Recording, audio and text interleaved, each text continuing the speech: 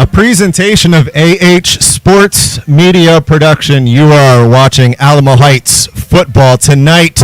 The Mules try to make it 2-0 on the young season, looking to build off a victory last week and take it to SAISD Sports Complex this evening against the Brackenridge Eagles. Hello, everyone, along with LaRhon Fields, Taj Young, roaming the sidelines. My name is Casey Vieira.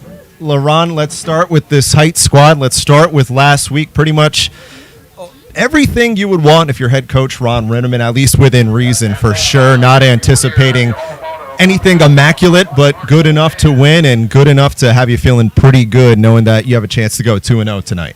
Definitely, sir. If you had to ask me before the game was kicked, I would have never thought 50 points would be in the realm of a possibility, because it is week one and you are young and you are starting a new quarterback and running back and receivers. It's one of those things where, as a coach, you'll take the imperfections if you know that you're that explosive in a game. And tonight the Mules match up against a Brackenridge team, to put it mildly, LaRhon, in a state of flux, transition, and to a lot, almost no fault of their own, just kind of a product of the business. It happens. Changes happen late, and changes happen 2 months outside the season, and that is exactly how Brack got to this point. Head coach Tony Manning taking the gig in June 9th, if we're going to be exact, very much late in the game, in addition to that athletic director's position as well. And along with it led to a lot of coaches departing from this program in all sports. So it was 2 months spent filling the vacancies, just the bare minimum of his job and all the other employees at the coaching levels. And now it feels like he can kind of focus on football a little bit. I'm sure this is a break or a breath of fresh air, because as you just mentioned, what a head coach in high school has to go through is more than what meets the eye. For those you don't know, you're an administrator. You're like a principal of athletics. You are doing the most. And to have that break in the action of not having to do all that when it's game day is amazing.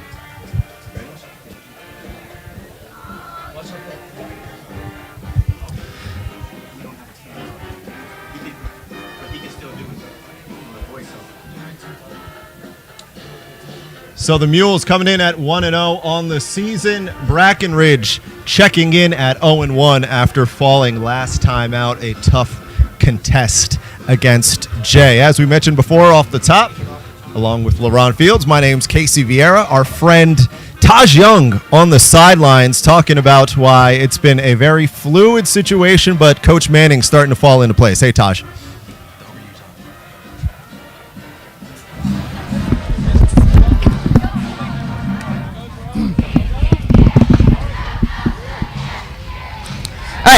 Thank you all. I had to talk to with Coach Manning, and what I learned is that for him, I asked him, as a new head coach, he hired a brand new staff, and he said from week 1 to week 2 that he's expecting from his offense is some toughness, especially from a loss from last week. So this week we're going to see what difference he has.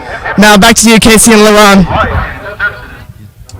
Taj Young keeping us posted on the sidelines as we're about 10 minutes away from getting the second game of the season underway for this Alamo Heights Mules team. And piggybacking off what Ron Rinneman, you and I talking to him earlier on in the week, brought up a very interesting point. One, because, well, he's always going to be happy after a win, but very much happy after a victory.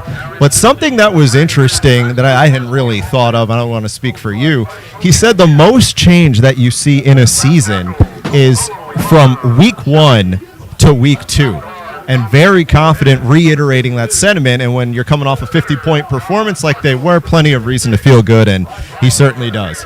Well, as he alluded to, the reason why there's the biggest change is because you finally get live action. Some schools do spring ball, and you kind of get a sense, but you're still hitting each other. Until you hit another man or another opponent, somebody other than your jersey, you truly don't know what you have. You know what you hope you have. You kind of have a gleaning of what you have. But in this instance, with the all young, fresh turkeys and mules, you got to find out what you could potentially have. Fresh turkeys and mules. I'm setting us up for Thanksgiving, brother. I'm almost hungry. I was going to say, we got like 2 months, 3 months to 2 go months. before that. 2 months and 26 days. Oh, he's counting. That's my favorite holiday, is Thanksgiving. That's that educator calendar memory you got right there. Always counting the days Yeah. till the holidays. Personnel-wise, though, a lot of the question mark going into this was Colin Ernst at quarterback. And one of the things that Coach Ritterman talked about was the fact that the size at 5'11", 174, that's not overly imposing at the position. But the big catch with him, or say that in the positive sense of the term, but the big sticking point to why Coach loves him so much is his ability to make the smart play. Not going to do a whole lot of things with the arm that's going to blow you away, but make the smart play. I think what did blow a lot of us away last week was his ability to use his feet, rushing for over 100 yards, including a touchdown, but largely, for the most part, not perfect, was not an immaculate performance, but did enough to make Ron Ritterman feel good, and I think a lot of Mules fans feel good along the way. Definitely. So you say 5'11", first thing that came to my mind was Russell Wilson. Danger Russ. So he's Danger Ernst. And I'm going to tell you, he may not be over 6 feet, but he did use his feet to get yards, chunk yards, touchdowns. I honestly believe that he changed the game plan for Mike Barinko and gave him some confidence and comfortability to call some design runs for him to get in the open, which loosened the game up because, as we alluded to earlier, there were about 4 or 5 possessions or plays to where he was forcing it to Mike Terry because that's the guy on offense. And then he took over and put his cape on and did what he had to do. Also alluding to in that interview, he mentioned that when he was on the JV his sophomore year, he led them to 10-0, a 10-0 record. They won district. So he's kind of been in waiting and groomed. And certainly a good start in that sense for Colin Ernst, the senior, coming into his final campaign, also a captain in the 2023 season as well. I think another thing that a lot of people, and you and I talked about it last week, a lot of people felt good about with this Michael Terry performance was that the numbers, of course, going to stick out. Had a 4-touchdown game. But it never really felt, with maybe the exception of the first quarter and half or so, that the ball was being forced to him, and it felt too excessive, and a positive sign nonetheless for the Mules. We're going to hit the pause button as the playing of our colors about to take center stage here at SAISD Sports Complex.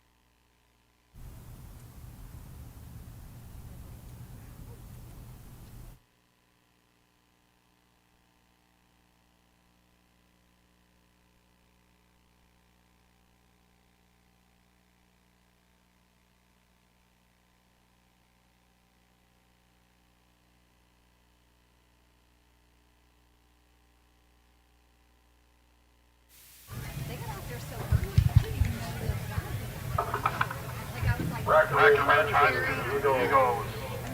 Alamo High Mules.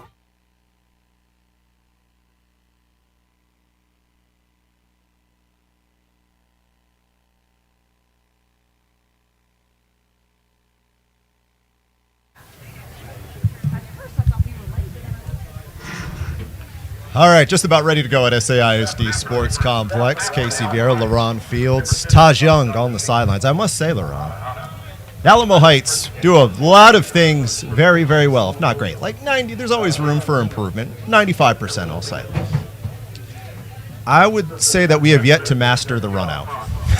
Not yet. That is one thing that we're continuously working on. It's all about growth. It is about growth. I will say this week we have another opportunity. It's all about your opportunities. Starting off with DK Garza, more of a shiftier back. Last week we had Patrick Arriaga, who was more of a brute back, and we'll see how that works out this week. It'll be Breckenridge back to return the kick as LARHON and I finally focus on doing our jobs, get back to work, and the Eagles will take over at the 25-yard line, where they will be led on the field on offense on a team that, as head coach Tony Manning likes to say, starts with physicality, especially with a lot of fluidity we mentioned at the start of the broadcast. It starts with physicality. It starts under center with Jalen Guerra, and it starts in the backfield of Elias Gonzalez-Tarina. Well, it always starts with the quarterback. He's the leader of the ship. He's the captain. And if he sets the tone with a good huddle and the coaches call the right play, all you can expect is for positive yards. That's all you can expect as a coach, as a player. And we'll see what it looks like on this first snap. He is a senior and widely considered one of the better offensive players, if not all-around athletes, on this Eagles team. And you'll see plenty throughout this broadcast. They like to run the ball and use their backs in many ways. And right on cue is Gonzalez-Tijerina taken down by a host of white and blue and gold. Jalen Guerra this season has been, or anticipated, I should say, to share time with Lupe Martinez. He has been banged up, Martinez, so this largely is Guerra's job and someone that Coach Manning has put his faith in and is feeling pretty good about. Yeah, he's the man, next man up mentality, and he's doing a fine job on the first play, get the ball out to the back. I will say that historically and traditionally, the best player on the team at Breckenridge has always been the quarterback.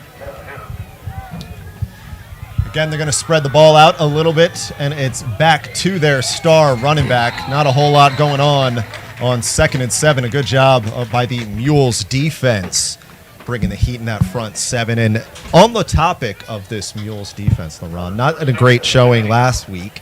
When you give up 40-plus points, always room for growth, improvement. But Ron Ritterman aware that this team likes to put the ball on the ground and anticipate more 4-down linemen. Of course, on a 3rd down and long here, you're going to see them go back to the dime set. And we'll continue that point in a minute. And right on cue, actually, they go back to 4-down linemen. And nothing doing on 3rd down and long. That's a good sign for the defense on this first series. They're everywhere where the ball is. They didn't get beat deep on those first few plays. Now the Heights special team, Ron Ritterman said point blank, I asked him point blank, would you go as far to say that special teams won you the game last week? And he said, without a doubt.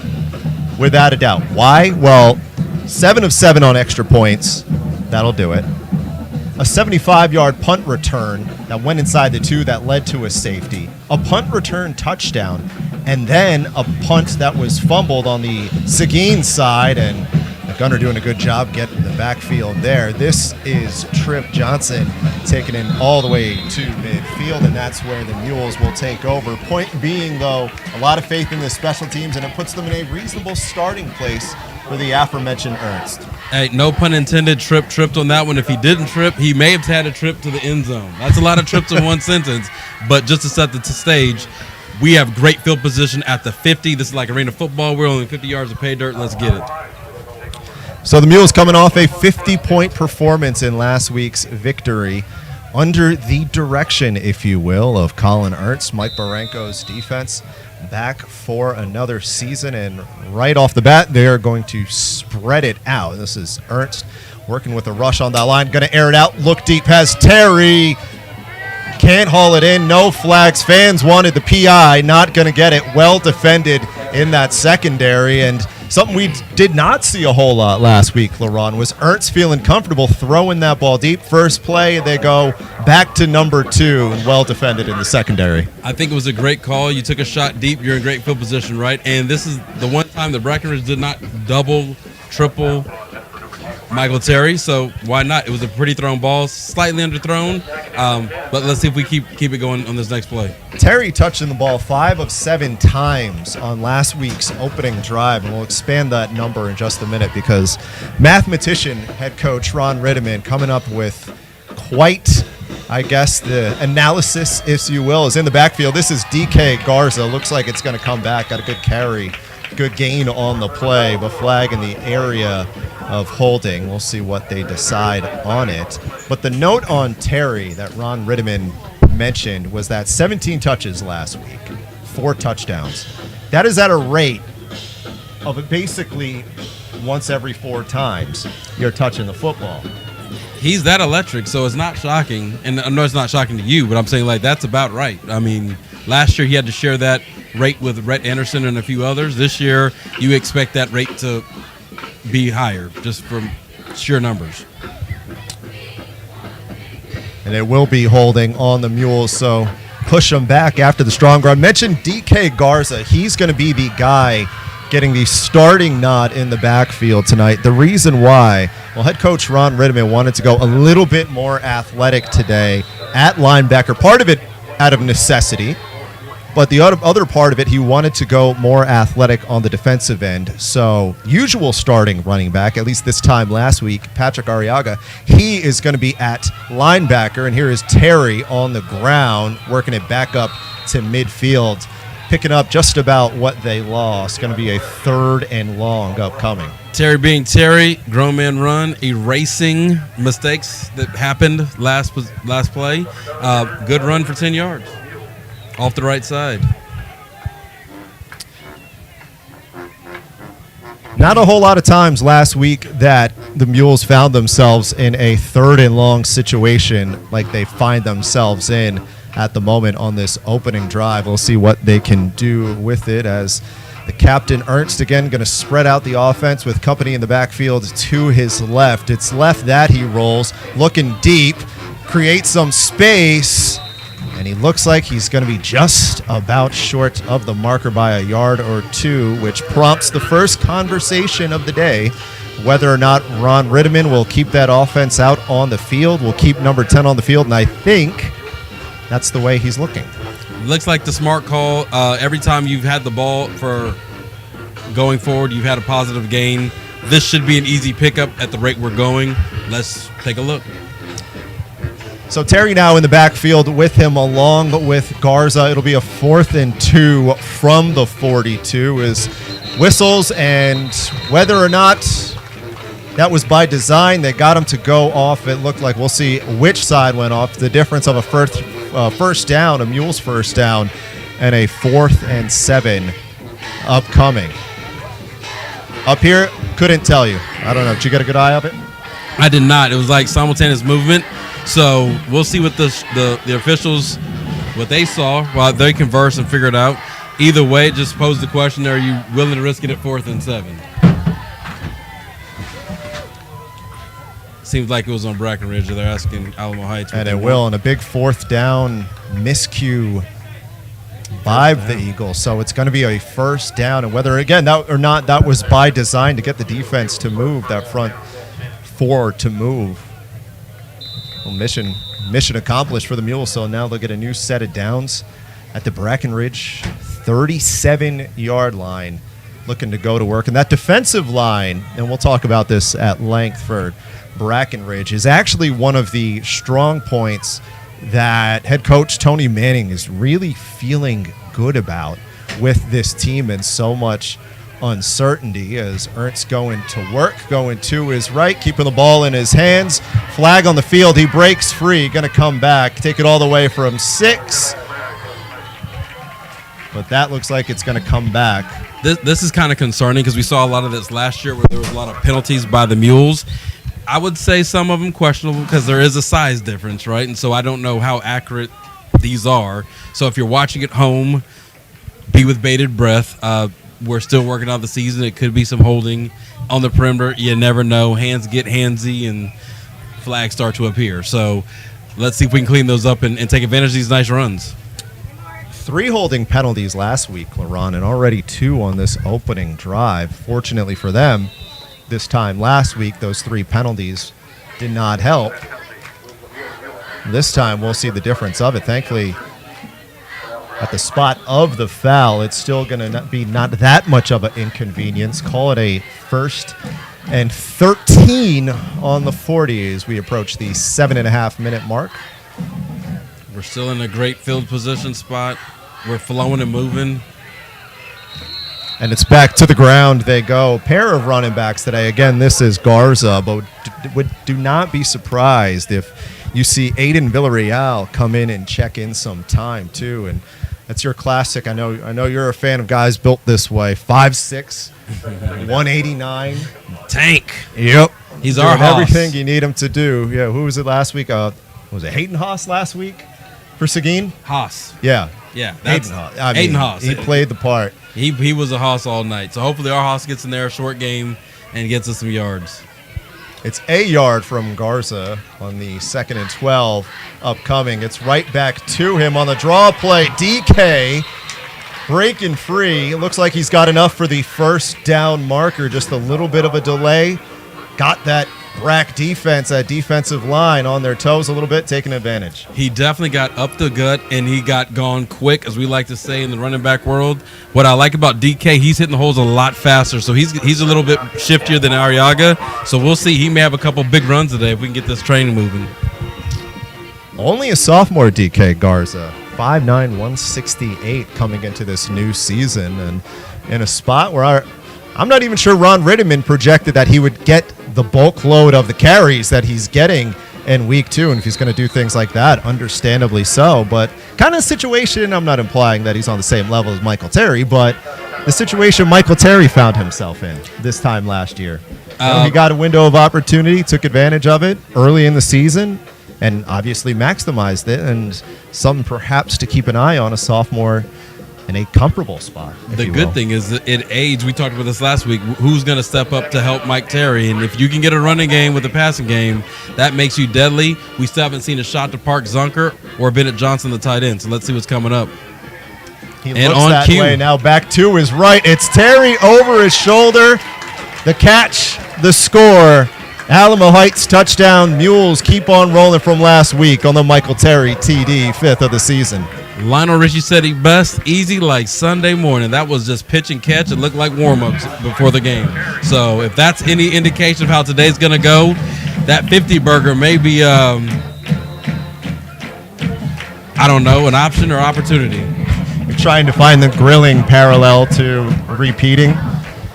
I'm not sure what you were looking for there. Well, I'm just looking at the fact that the resistance to our offense was not there. Every setback on that drive was self-inflicted. And like I said, if Brackenridge continues to single up Mike Terry, he's going to have a nice day. He's already got TD number 1. I don't know that he's going to average multiple TDs a game, but he's already in stride. So, and DK's hitting the ground game, and Colin's looking comfortable today. Linus Flores converting on the extra point. That makes him 8 of 8. Yes, he's a second leading scorer on the team. That would make sense. Yeah. Right? I'm not a math guy, but, in conversation with him this week, he was like, hey, I'm the second leading scorer. I was like, well, Linus, you kicked a touchdown worth of extra points. So, I don't know. That's kind of how it works. He's like, yeah, you're right. Thank you, Mr. Fields. Yes, sir. That's what you're there for. Exactly. Hey, you know what? They ask him to go out, and they put the ball through the uprights. Yes, what has sir. he done 8 times? Put the ball through the uprights. And it's not been a roller coaster upright. It's been through the upright. And if you don't know, Linus, this is his first year kicking. on the varsity. So it's not like he just stepped in from last year or he was the backup in practice every week. They borrowed him from the soccer team. And right off cue, we're praising Linus, and he kicks the ball out of bounds, so it's going to be good field position coming up for Brackenridge. Can't do anything right. No, right now. You give someone an inch, they take a mile. Exactly. Right now, the Mules are shooting themselves in the foot. Luckily, it's early. Hopefully, we can get our minds right and hunker down. I don't know if it's the heat. I don't know if it's just, the newness of being on the field, on the road. It's your first road game. We're hitting all a bunch of firsts these first 2 weeks. Home game, first road game this week. We'll get it together. Defense, it's your turn to shine. In case, and I'm kind of speaking to the obvious here, in case you watching at home are wondering what it was at kickoff, it was a shade under 100, which means on the field it was over 100 degrees. But I'm not really telling you anything you don't already know. Right on cue. This is something you do know. Gonzalez Tijerina back at it again. A guy who, talking to Coach Manning over there, talking to Ron Ritterman, considered widely the best athlete on the team. No matter which way they put him in the backfield, already seen him catch the ball in the slot, and understandably so. Got a lot of tools to do this at a high level. He has the tools. Every time I see him on campus, I'm in awe. Like, I don't say that about too many people, but he fits the part. And the other great thing, he's just an overall great kid. He is not a prima donna. So what you see on the field is just him expressing his abilities that were given to him at birth. And so your best player, when they're that kind of a kid, you can't help but root for, and you want to see more of.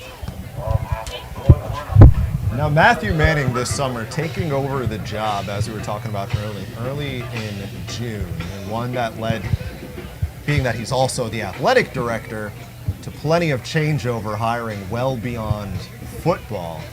And now that personnel-wise things are falling into place a little bit, on the opposite side of things, Ron Ritterman telling us earlier in the week, one of the things he's not necessarily scared about, but a sense of concern, is the fact that you're playing against the unknown. You know the personnel on the field, but a new coaching staff, schematically things are different. That's probably the biggest thing advantageously going Brackenridge's way tonight. That's the only thing so far, because you don't know what to coach up. You can't go off of last year's film. It's new. It could be the same personnel, but like you mentioned, it could be new scheme. The silver lining of him being hired on June 9th, 2023, is that he was able to find two coordinators with a combined experience of 45 years. So they're leaning on that heavy today. It's up to the players to respond. Right now, the Alamo Heights Mules defense is responding, and they're shutting down the run. They got a 3rd and 10 to deal with. Rush coming. And right on top of it come the Mules. They were bringing the heat, and right there was Patrick Arriaga. We talked about Ron Ritterman wanting to move him out of the backfield on the offensive side to the edge for things like that. You saw it right there, a loss of 3, Eagles on to punt, and so far, Ron Ritterman can do no wrong with the decision-making, especially you saw it right there on that 4th and long. The defense understood the assignment, roll call to the football, got pressure on the quarterback. Quarterback gave it to his outlet, and there was no room to run. Now we have Mr. Trip Johnson hoping to take a trip to the end zone. Gonzalez Tijerina back to punt to the aforementioned sophomore Johnson. Rocky to its right, going to pick up at about the 35-yard line, which is where we'll call it, 35. Case has got the sharp eyes today. And the Mules will go back to work. Well, right now, going back to work is a good thing for the offense. I'm just glad the defense is they're fired up today. It seems like they got the message at practice this week. They gave up 47 points or so last week. And, again, it's their first week as a unit. This week they made some adjustments. That's what you want to see. And so far they're paying dividends. And the offense is back on the field again. Let's see what they do in this first possession. Someone that was quiet is the guy in motion on the body or screen so far on that opening drive, Park Zucker. He had a kick return, punt return touchdown, I should say, and a receiving touchdown. And at the time answered a lot of questions as Ernst holding on to it on the read option. Ernst breaking free. Collins gone. 20, 10, 5. Touchdown. Alamo Heights Mules are rolling a 13-0 game as Colin Ernst keeps on running. That is definitely going to be a confidence builder. There was some resistance in the backfield. He did the Dougie, he did the stanky leg, and then he just broke free. And he got gone, hit the Jets, 2 fingers, man, peas. He was in the end zone in a hurry. So, like you said, it's 13-0 Mules, and Colin Ernst he's trying to be the man right now.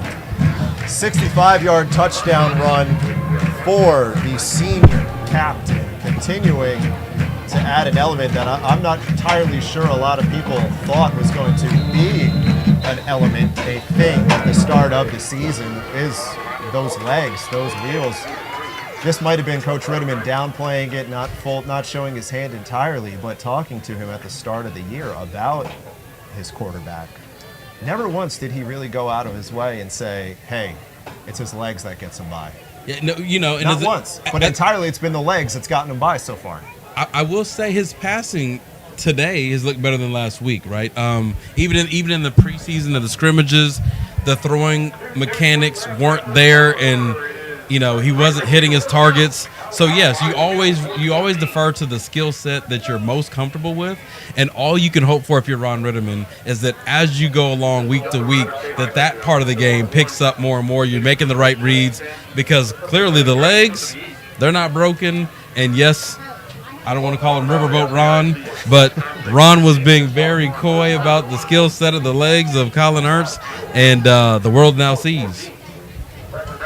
He's the Ron Fields. My name's Casey Vieira. Friend Taj Young roaming the sidelines. You are watching Alamo Heights Football, a production of AH Sports Media program. That is, every time you watch us, every time you tune in, check us out under the direction of John Munoz and students hard at work. And again, on probably an evening that collectively all of us were not wishing was as toasty as it is.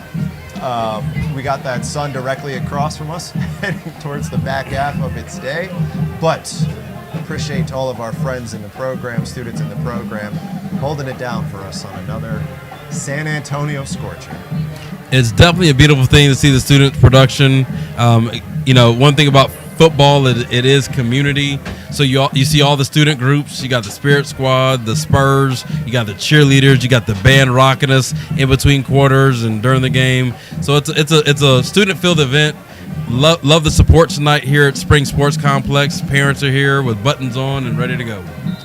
Now, a pair of unsportsmanlike penalties on Brackenridge is going to have this ball being kicked off from their own 45-yard line. As on the ground it goes. Hans team coming up big for the Eagles there. And part of the reason I think you open your eyes there in that situation, if you're an Alamo Heights fan, was because last week there were a few situations which played advantageous, which Ron Ritteman got greedy, for lack of a better term.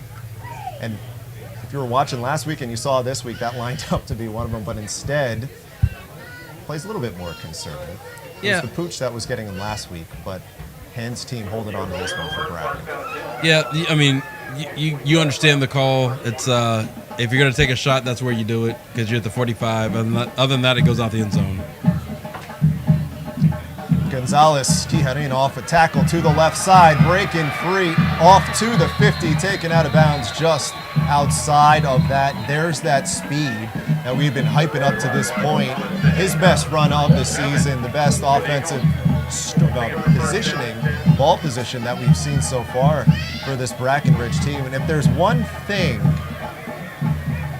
that, I'm going to put a pause button on that sentiment because right on cue, flag on the play, a holding on the play, and it's going to move it back a little bit. Still a gainer, though, for Brack. Okay, we'll continue the thought process now. If there's one thing that we did kind of discover last week with this Alamo Heights defense was it felt like at times they were susceptible to the big play.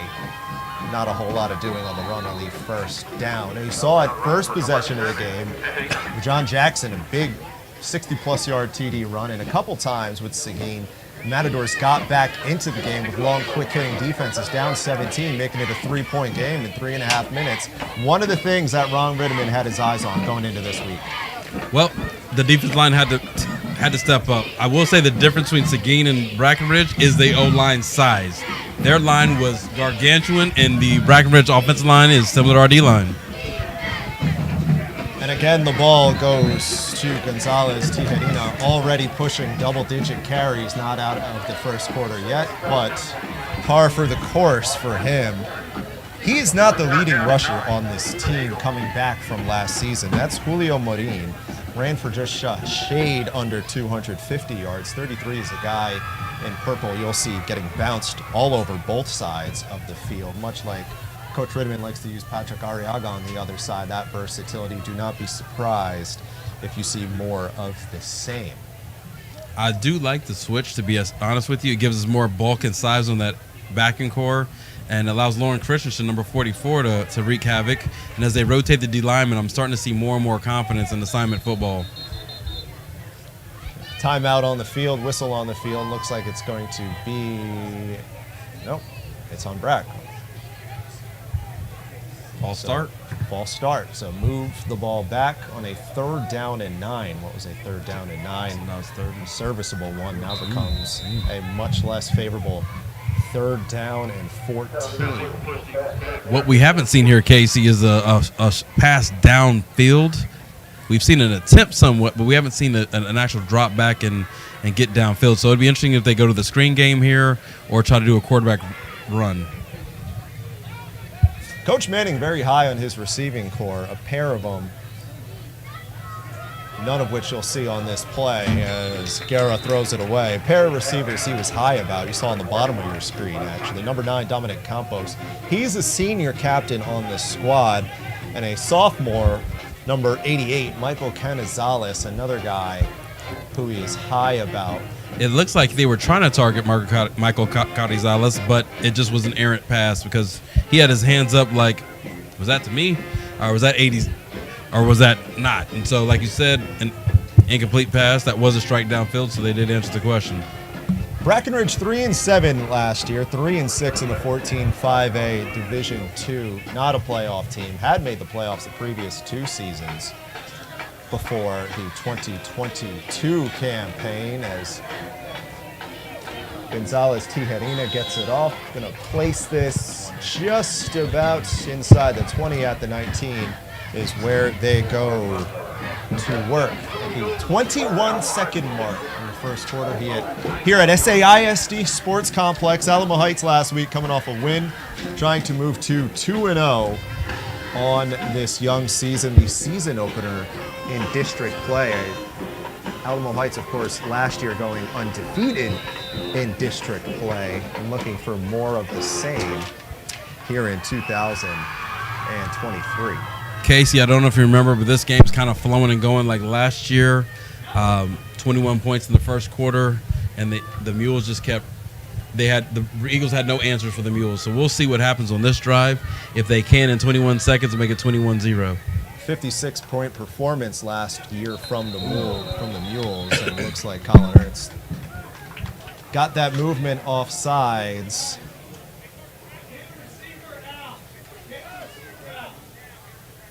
That was the linebacker Ethan Cuellar getting a little antsy, greedy. So dock 5 yards to Brackenridge and move the Mules up in that direction.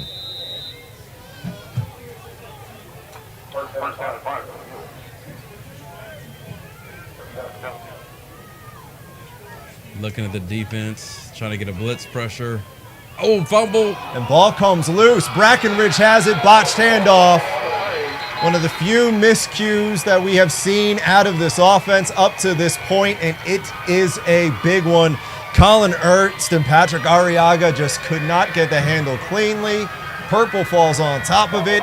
Eagles going to take over the football inside the red zone, and a fantastic opportunity to get back into this football game. Down 2 scores.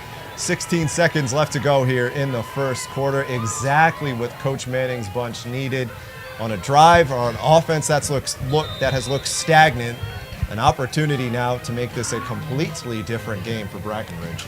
Hey, that ball bounced as fortunate for Brackenridge as it could. Straight up in the air, they jumped on it. Let's see the Mules defense stand here. A great test for them.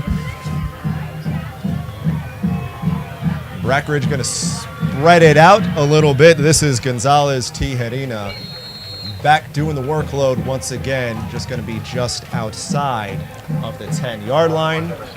And that will end the first quarter of play here at SAISD Sports Complex. Alamo Heights, a 14-0 advantage over Brackenridge. You are listening to Alamo Heights Football, a production of AH Sports Media. Alamo Heights Mules 14.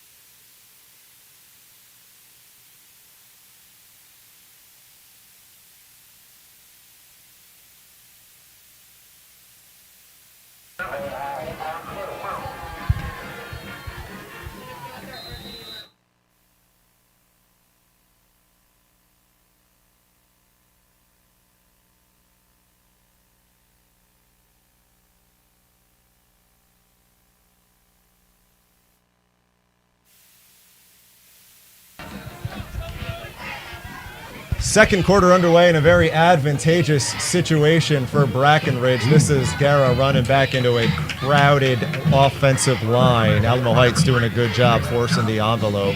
Looks like it might come back even further on what was a 2nd and 7 coming. Ron Ritteman having a conversation with the officiating crew. Talking about that turnover on the other end, LaRon. Just a matter of that read option. One guy zigged, the other zagged. When that happens on those read options, end results happen, and that's why Brackenridge has the football. Exactly. The mesh between the quarterback and the running back wasn't smooth, and ball pops on the ground, and now we're here on defense. But just to show you, the defense is responding, so if they can get a stop here, that's a win in itself. So a 3rd and 10 upcoming. Alamo Heights needing a big stop, holding them potentially 3. Guerra looking to his right, has Campos knocked away, no flags on the field. And Alamo Heights going to stand their ground. Let's see what head coach Tony Manning elects to do. Kick what would be about a 32-yard field goal, or go for it on a 4th and 10. In a game like this, if you're Brackenridge, you know you need points. I don't know if Coach Manning is thinking 3's enough, or if he's going to go for 7. Right now, number 7 is at the 20. They're calling in the play, so we'll see what they decide. That's one of their better receivers. Yeah, they're going to crowd it right there at the top of your screen. Look at this ace formation bunch at the 20. That's a bunch you have for you right there. Might as well bring out the trigger. Fumble! And Guerra could not handle it, and that's all for nothing. Fumble or not, whatever way you call it, going to be Alamo Heights football. Mules defense standing their ground. And I'm sure Colin Ertz, Patrick Arriaga coming back on the field saying, all right, defense, thank you. We appreciate you doing that for us. And now a chance to right their wrongs for this offense. That's what you want out of a defense. And what a turn in a week where you get your defense that's dropped 47 points, now comes up with a big stop after the offense has a miscue. And we will see what the offense does after since they got the ball back from the defense. If this was me, Casey, what do? Are you taking a deep shot? I'm a greedy kind of offensive guy. I'm going deep. They have showed a willingness to. Deep is not the direction they go. More flags on the field, more from this offensive line. It's been a little bit of a mixed bag for this Mules front five, and we'll explain why that could be the case in just a second after we get the whistle here. Not just the front five, but either that ball slippery from the sweat from the heat or something. That's the third time the ball's hit the ground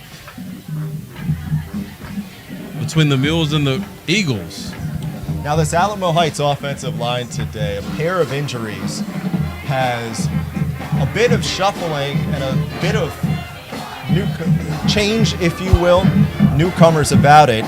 No Jackson Moore and Conway Hamilton this evening, meaning Robert Romero and Bentley Edwards going to get the call. Alex Westmoreland shifting from right guard to left guard. Edwards at center, Romero at right guard. How much that attributed early on has attributed to be determined, but what the Mules do know right now is that they're in a 1st and 21 deep in their own territory. This is Ernst getting a good block, pushing it out to the 28-yard line. I think chipping away at that hole. I think they just answered the question because they're clearly pancaking the D linemen of Breckenridge, and they're getting a push, and the running lanes are open. We've seen DK get up 10-yard runs. We've seen Colin get multiple long runs. But I do agree with you that it is a shakeup, right? And so I think where that is most affected is in the passing game. Sometimes for a young guy getting their first start, the running game is easier because you're getting in people's way or you're just pushing people forward. When you're in the passing game, you got to set your feet, you got to get back in position, you got to hold it forward. That means Hildebrand and Westmoreland, the two more experienced guys, if you will, on this line, are both protecting Colin Ernst's blind side on the left side of the line. Perhaps part of the rhyme or reason for Ron Rittiman in doing that. It ends up being a gain of 19. This is Terry cutting back to the inside, and now he's got some run at the 50, 45, still staying on his feet. Got a couple white jerseys hanging around with him all the way down inside the 20-yard line. Biggest run of the day, biggest run of the season for Michael Terry III, all the way down to the 18. A monster gainer for Terry and the Alamo Heights offense, moving all the way inside the red zone. That's another Michael Terry special. He just finds a way. The play was designed to go one way. He goes that way, but his cutback intuitivism gets him down to the 18. Call it a gain of 53 for Alamo Heights. Back in the red zone where they were perfect last week in terms of putting points on the board, trying to do more of the same. This is Ernst again going back to the ground. Arriaga hurdles the line inside the 5. Patrick Arriaga, no, he stayed on his feet. No, that was the line. I was going to say him.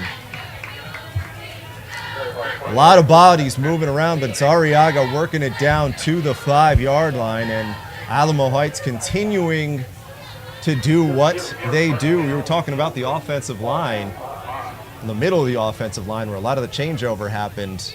Pretty good right there. Yes, the running game looks great. Jackson Hildebrand went the extra mile and pancakes his guy in the end zone. Patrick Iger looked like Tom Rathman. It was all a unit move.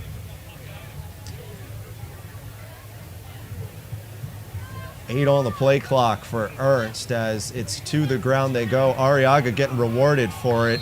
Doesn't receive much from the receiving end on the Brackenridge side of things, met by a host of tacklers. That was a great read by Colin Ernst. Clearly on the outside, they're spying him to make sure he doesn't keep the ball so he can't get loose on the backside. And Patrick Arriaga has a seam, and he moved the ball closer to the goal line.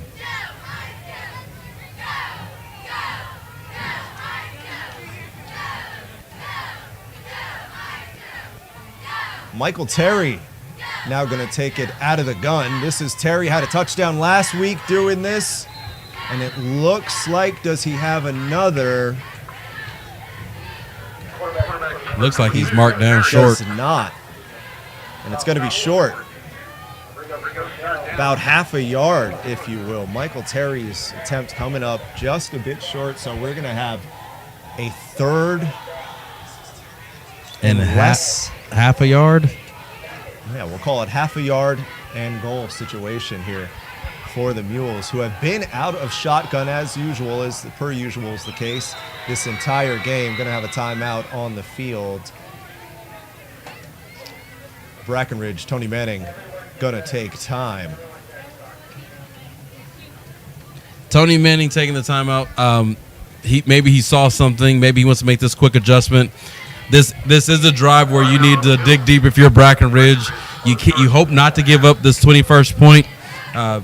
Your defense has been on the field pretty much the whole game. Your offense had one drive that was successful that stalled. So right now is a great time for them to call that time and give their kids a breather.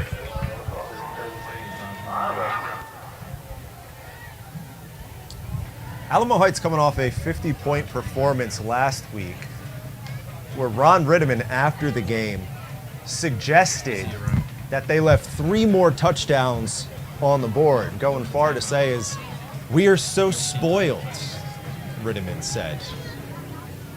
Had a reasonable chance at scoring 71, what's that? Yeah, that would be 71 points. Yes. Mathematicians here in the broadcast booth. I don't want to speak for LaRon. I'll speak for myself. If it's money, then it's making sense. So numbers and money are some of the same. Math gets real good at that point. Yes, you see clearly. You don't question equations. You know where all the decimal points go. Yes, sir. Yeah, all right. Mules trying to be money on this 3rd and less than a yard and goal to go. Terry again loses the handle on the snap. Jump pass. Bennett Touchdown. Johnson. Bennett Johnson. Breaking case of emergency. Terry doing a little bit of everything. Even when it doesn't go right, it goes right for number 2. It's a 20-point Alamo Heights lead. Can't go wrong when you're doing things right. That's like a law firm commercial thing. That's Bennett Johnson's first reception on the year, sir. Good time to have one, right? Yes, sir.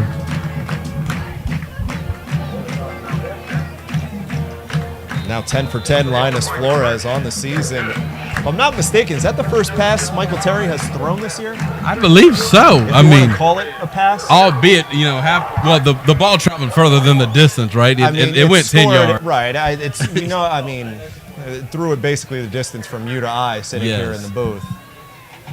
But that is his first pass attempt. That's his first pass attempt. I wonder, last year, when was the last time we'll get our crack staff figure out the number on that? When was his last pass he threw, period? It would have been last season, and it would have been early in the season because towards the end of the season, when he went in at quarterback, he was more, you knew it was a design run. Everything we've seen from him at this point. Yes, but last year, I remember vividly against Brackenridge, he threw the ball a few times. Him and he'd go on a few series. When Colin McKenna, they would rotate in and out. So that's the first one of the season this year, and it was a successful attempt. You think that's by design? Yes. I say more so from the against Brackenridge part. Yeah, I think they're, as much as they want to use his skill set and ability, they want to make sure at least that they get everybody else involved first, and they had to strike hot there. 6th touchdown of the season for Terry. A receiving one today and a passing touchdown, as you just saw. Heights special teams doing a good job. Making life difficult for the Eagles. An Eagles offense right now finding themselves teetering in the danger zone a little bit and squandering what was a fantastic opportunity last time out there on taking over after the fumble inside the 20-yard line. But now a lot of overtime to work as we're ticking under 8 minutes in this second quarter of play. You don't want to play devil's advocate or question the coach, but do you think you should have taken the 3 at that juncture? Or maybe they don't have a kicker that's strong enough. You can always second guess yourself. They did what they did, and now they got to live with it and see what they can do on offense on this series to hopefully get on the board. Fabian Quintero Jr. is their kicker for Brackenridge. Gonzalez Tijerina back at it again. Back over double-digit carries on the day. There is experience on this offensive line and offense collectively as a whole, despite so much changeover. There are a pair of seniors on the left side of the line in Polo Ibarra and Dominic Gomez as well. They have a senior receiver in Dominic Campos. We mentioned Julio Marin, who's been quiet, not sure the status the rest of the way, but he's been limited in what we've seen him. So there are senior pieces to at least get some sort of foundation going here. Passing the slot incomplete. Guerra having a hard time finding a groove here. But again, this is part of the issue, and you feel for head coach Tony Manning, because when you double as the athletic director, things go well beyond football. Oh, definitely. It goes well beyond football. It's every sport. It's becoming an ambassador to the community. It's the difference between having just the head coach title and the head coach and athletic director title. Ron Ritterman will tell you the same thing. You were essentially a face, a commodity in the community, and walked into a very unenviable situation, and going to be time to figure things out, and doing exactly that here in week 2 of the season. A 3rd and 11 upcoming. Heights bringing the blitz. Guerra has room to run, going to the right side, going to take it all the way up to the 30, short of the first down marker.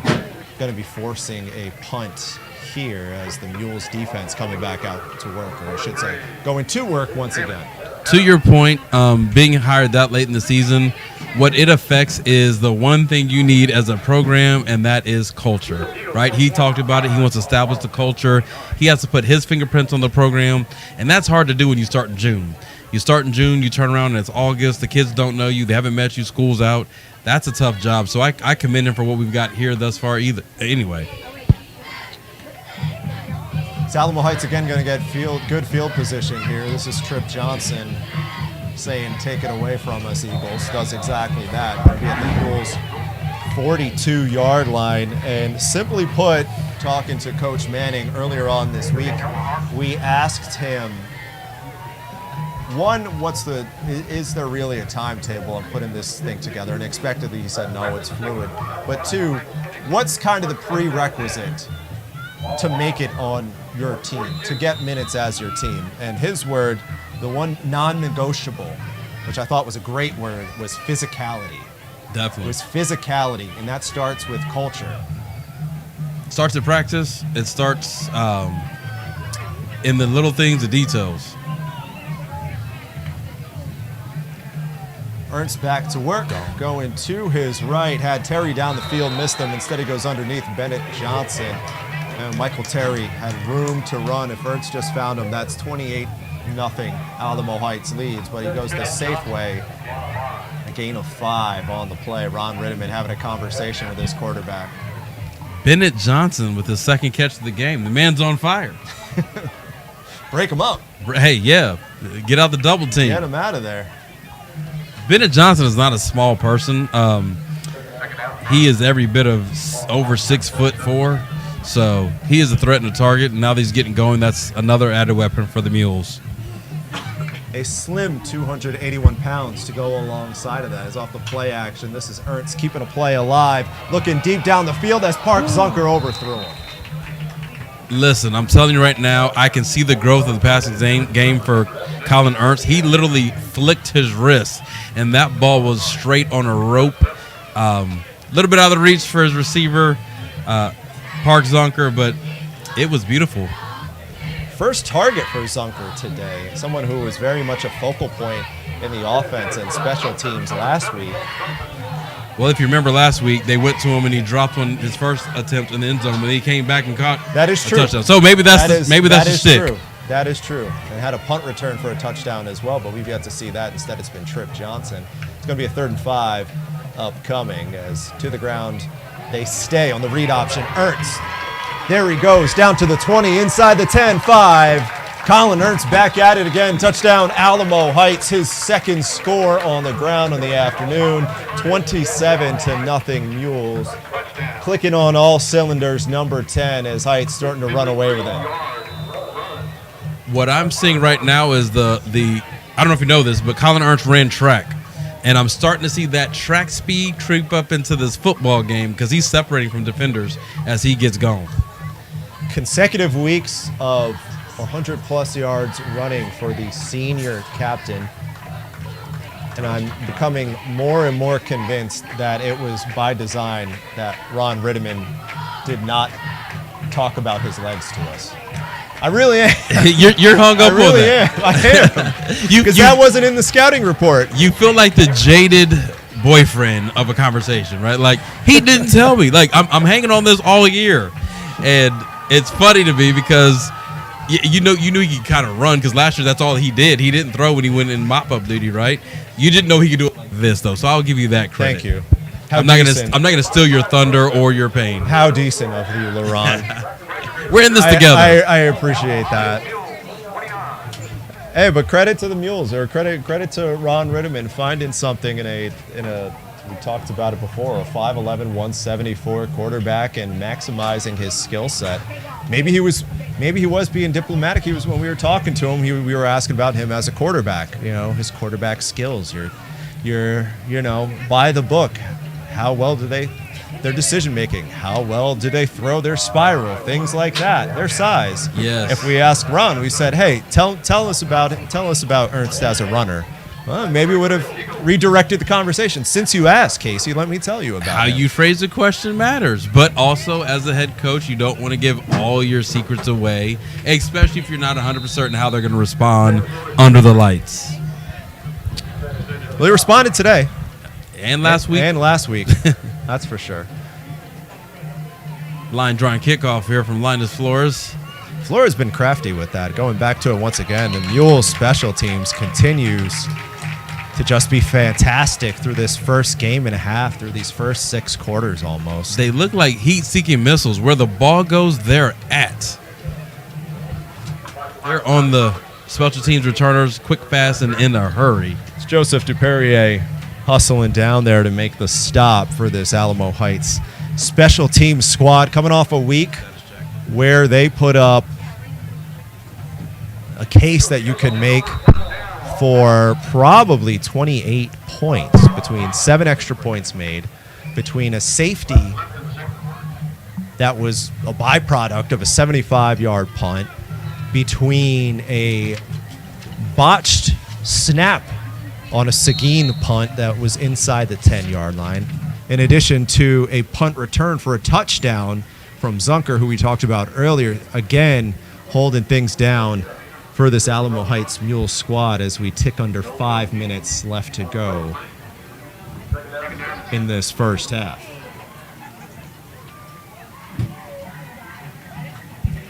This quarter's not as going as fast as the first quarter, but let's see what we have here of the defense. They got him pinned back at the 16, as you said, 17. Let's see if they get some pressure.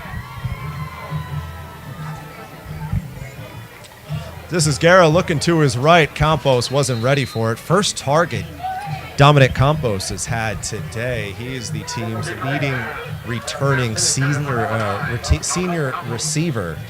His leading, let's try this again. Leading returning receiver in his senior season. There we go. That captain had 208 yards receiving last season, a touchdown to go along with it. That target was very catchable, but like you said, it got on him a little bit fast in a hurry. And if anything, maybe he was ready to make a play, because that's what it seems like all the Eagles are. They're ready to make a play for their team. And sometimes you get a little antsy when that happens. 3 down linemen for this Heights defense. Done a pretty good job of keeping that part on their toes as Guerra takes it all the way up to the 25-yard line. Going to be short of the marker. Going to bring up 4th down. So the Mules get another stand, you would operate under the assumption. On a 4th and 2, call it, as we approach the 4-minute mark here in the first quarter. First half, excuse me.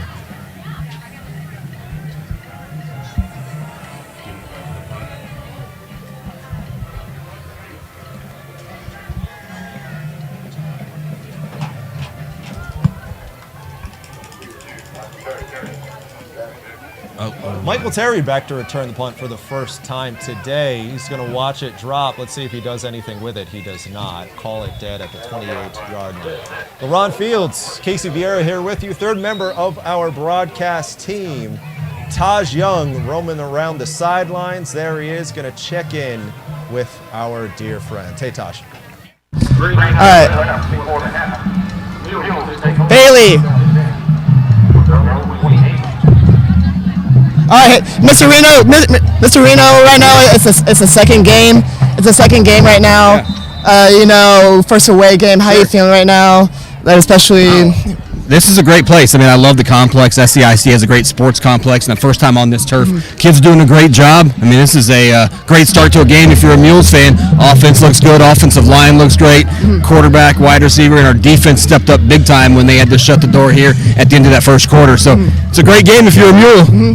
And especially at the end of the first quarter. Now, how are you feeling about maybe at the end of the second quarter? Do you think we're going to continue our lead right now, or what are your... Well, I can tell you, not really focus on the score. Our coaches will want to make sure our players are getting better every play. 'Cause that's what the season's about. So it looks good. I love our kids. I love our program. I love our coaches. So if you're a Mule, it's a great night here at SAISD. Okay, thank you, Mr. Reno. All right, what's up?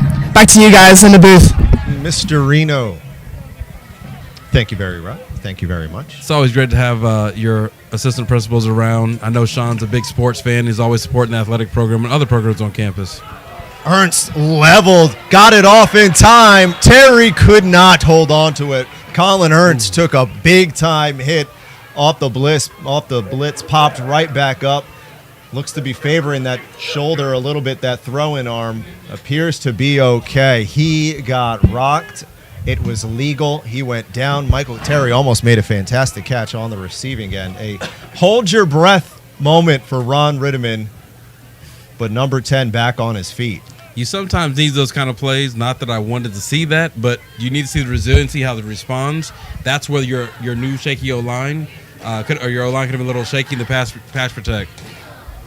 So it sets up for a 3rd and 5. Back to the gun they go.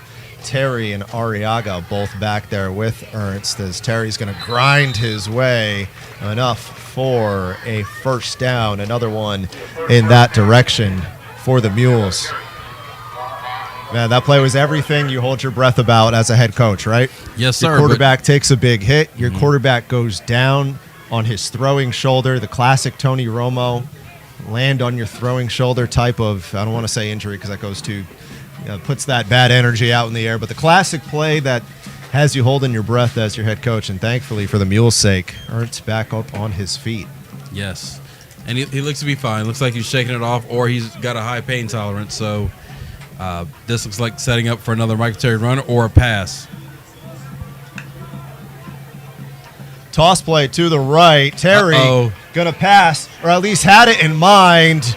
Brackenridge, something else in the plans, blowing it up. Ethan Cuellar doing an excellent job sniffing out the trickery. Going to be a big loss on the play.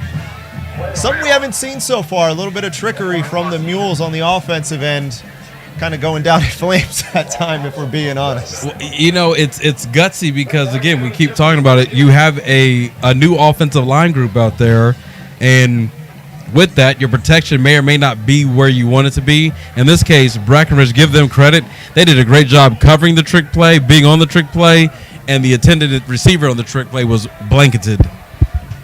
And I don't know if this was by design neither, but a good job by Terry just eating it, taking the loss on that play, knowing that nothing was home. Something might have been home there. Colin Ernst nearly breaking free, showing no ill effects of the hit a little bit earlier on. But that's sometimes a play that, as it pertains to Terry, that a young player will be told what to do and not necessarily eat the ball like he did. He saw nothing was happening. Brackenridge blew it up. He was going down. He went down, took the loss instead of forcing what could have been something bad. Already ticking down 23 seconds on a 3rd and 8 from the Heights 42. Pair of receivers going deep to his left. Ernst looking deep. Has Park Zucker deep. Overthrew him. Just couldn't get on the same page with his fellow senior, bringing up a 4th and 8 as we hit the 12-second mark to go in the first half. Right there, rolling out to his left. Clearly the arm looks well. What I'd like to see for him to do, though, is get his feet set. He's had a couple opportunities to hit Park Zucker deep, and it just looks like his feet weren't set to make a more accurate throw. If that can happen, that's a touchdown. One of the few criticisms you could say, I guess, of Ernst at this point was that on the move, throwing the ball hasn't been immaculate. but that's why we're in week 2 of the season, to try to tidy these things up. Yeah, definitely. And it always hurts less when you're up 28-0. But, you know, we're working to the bigger goal. You know, the Mules have a standard, and the standard is playoffs. And once you get to the playoffs, those kind of passes, those kind of plays, those opportunities matter. I want to hear y'all make some noise for your teams. Breckenridge Eagles.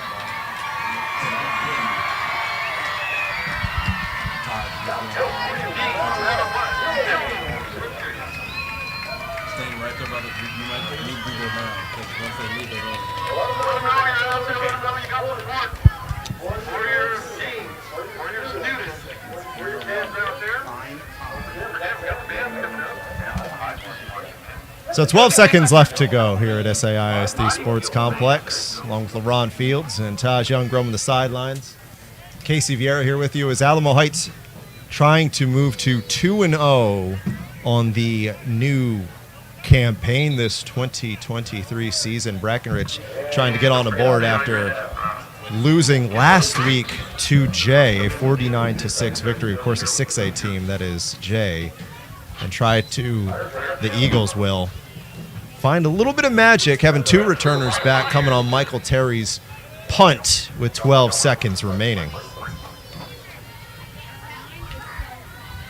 Terry going to keep the play alive, stay on his feet. Michael Terry breaking free, cutting back inside at the 30, all the way down to the 15, the 10. Does he have enough time? He does. Michael Terry, as time expires, closing out the first half in about as wild as fashion as possible.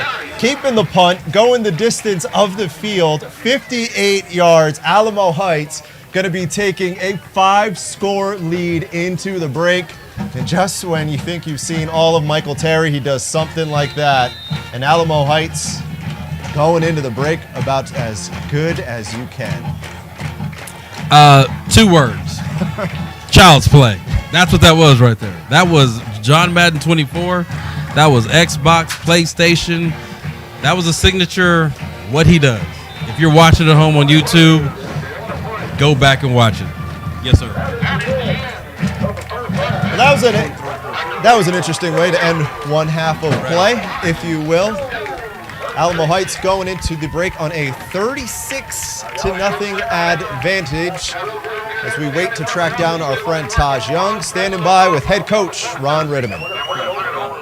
I'm here with Coach Ron Rittiman right now. Coach Rittiman, it's the end of the first half right now. We're leading 36-0. Now, coming from the offensive stance, how do you feel how your offense has done this evening? Well, I mean, anytime you have 36 points on the board, you got to feel pretty good. But I think as coaches and even the players, I was just talking to Colin Ernst about it, they know we can even be better. We miss some things. We're not executing at times.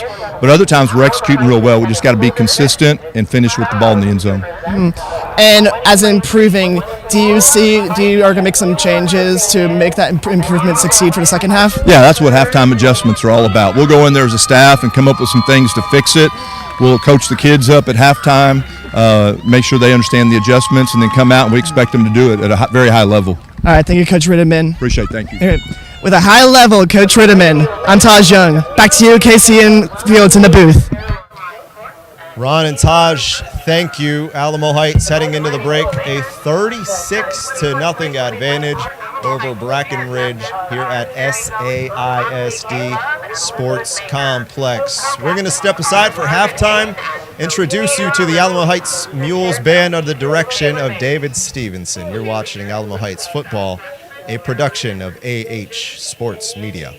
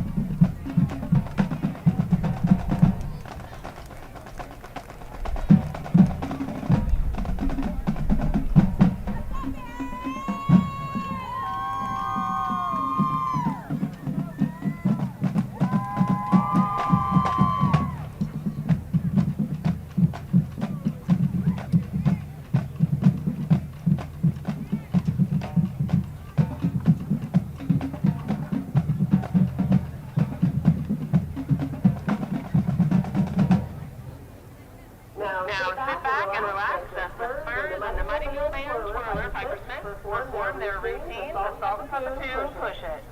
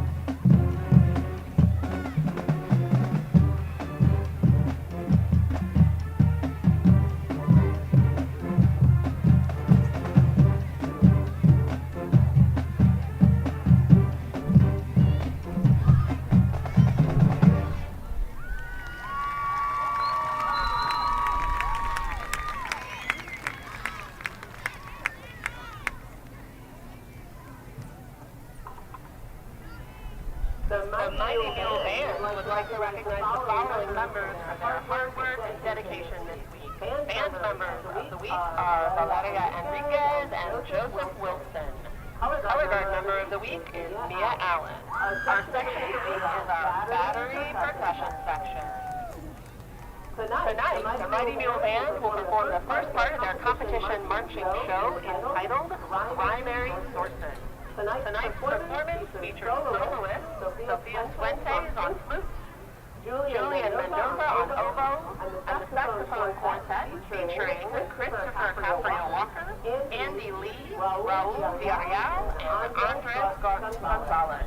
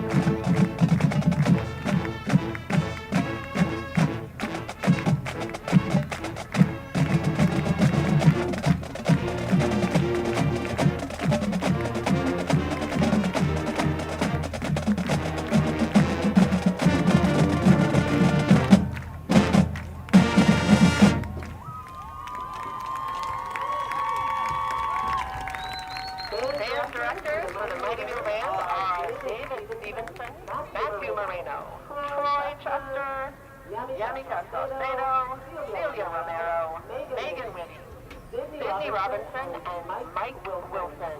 The voice of the Mighty Mule Band is Dr. Ann David. Go Mules!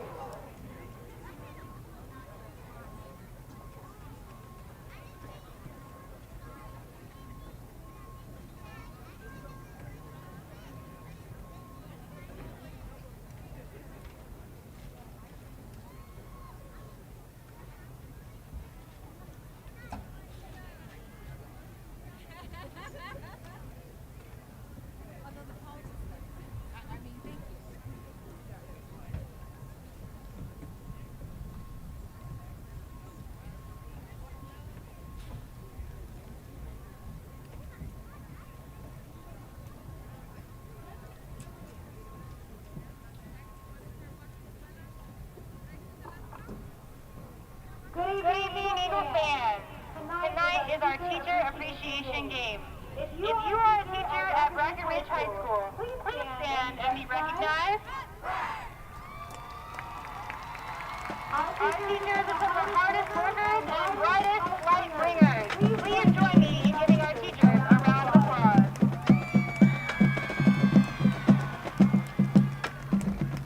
It is time for the Breckenridge Friday Night Lights halftime show. Please welcome the renowned Mighty Eagle Band to the 100-yard stage. Band member of the week is Angels of California. Color guard member of the week is Annette Gonzalez. Freshman of the week is Mia Johnson. Section of the week is Lolo Brad. Here is under the direction of Melissa Torres, and our cheerleader of the week is Ariel Zapata. Staff group of the week is Sophia, Jasmine, Ruby, and Jenna.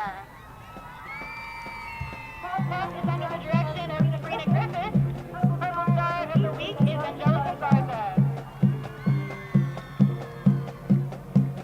The Eaglettes are led on the field by Major Mia Rodriguez, Lieutenant Colonel Emma Fuente, and Colonel Madison Suarez. Our Eagleette of the week is Gabriela Rivera. The Eaglettes are under the direction of Miss Sierra Savage. Tonight they will be performing a jazz routine and Uptown Funk.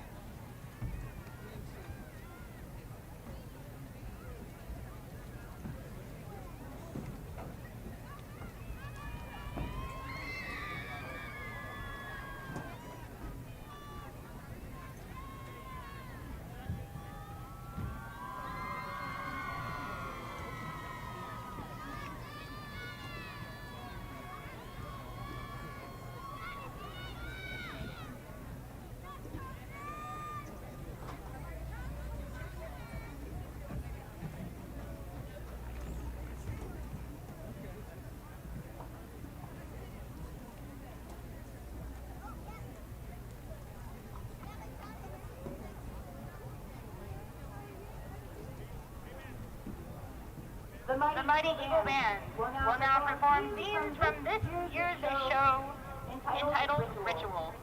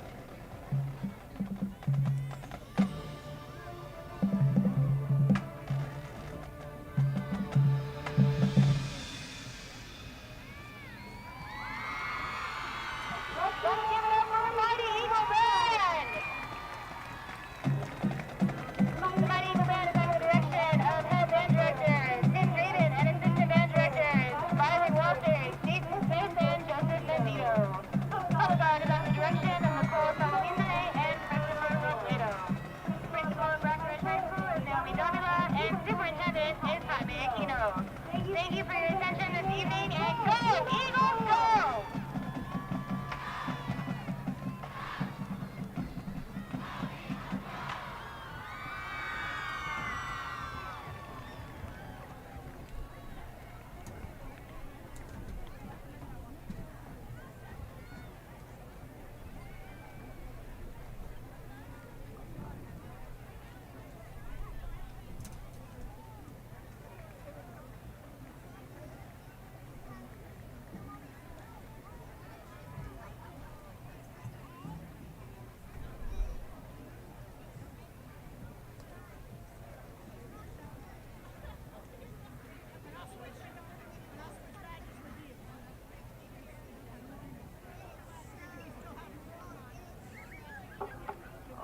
Let's hear it for the band. Alamo High, how about your marching band? Give them some noise.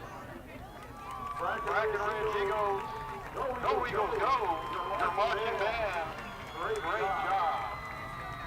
Getting ready for the second half. About 2 minutes to go before we start the second half. Like to shout out to RC Audio Sports 2. Find them on YouTube, Facebook, Instagram, Twitter, and X. Or Twitter. So if you want to hear a play-by-play and not just be basic, check them out on YouTube. Your Brackenridge Eagles.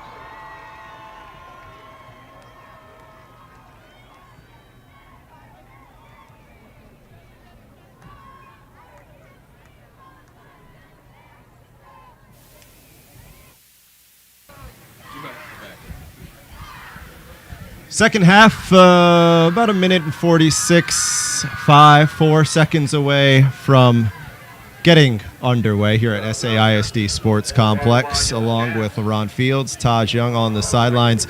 My name's Casey Vieira. Alamo Heights with a 36-0 advantage through one half of play, and while a lot of it, you never try to get too Michael Terry centric on this program because, yeah, no kidding, he's going to get his numbers. But Terry, again, 3 touchdowns today, 1 passing, 1 receiving, and 1 technically a rushing touchdown out of the last, what was technically out of formation where he was supposed to be punting the ball. That a large portion of this offense. But you and I were talking during the halftime break. It still doesn't entirely feel like this Heights team has found its rhythm yet. It does not, and it's not a bad thing, but it's not a concern, right? We shouldn't be concerned, but you like to see that because, as Ron said, you make the biggest gains from week 1 to week 2. It feels like we're playing down to the competition in the sense of we're the bigger kid on the block. I would just like to see us sharpen up the skills that I know we have, and it would be scary because we're starting to get an identity of this team right now. It's starting to be the Ernst, Terry, DK Garza, Bennett, Johnson, Park, Zunker, and then the defense, right? I'm sure you're going to touch on that, but they've showed up tonight.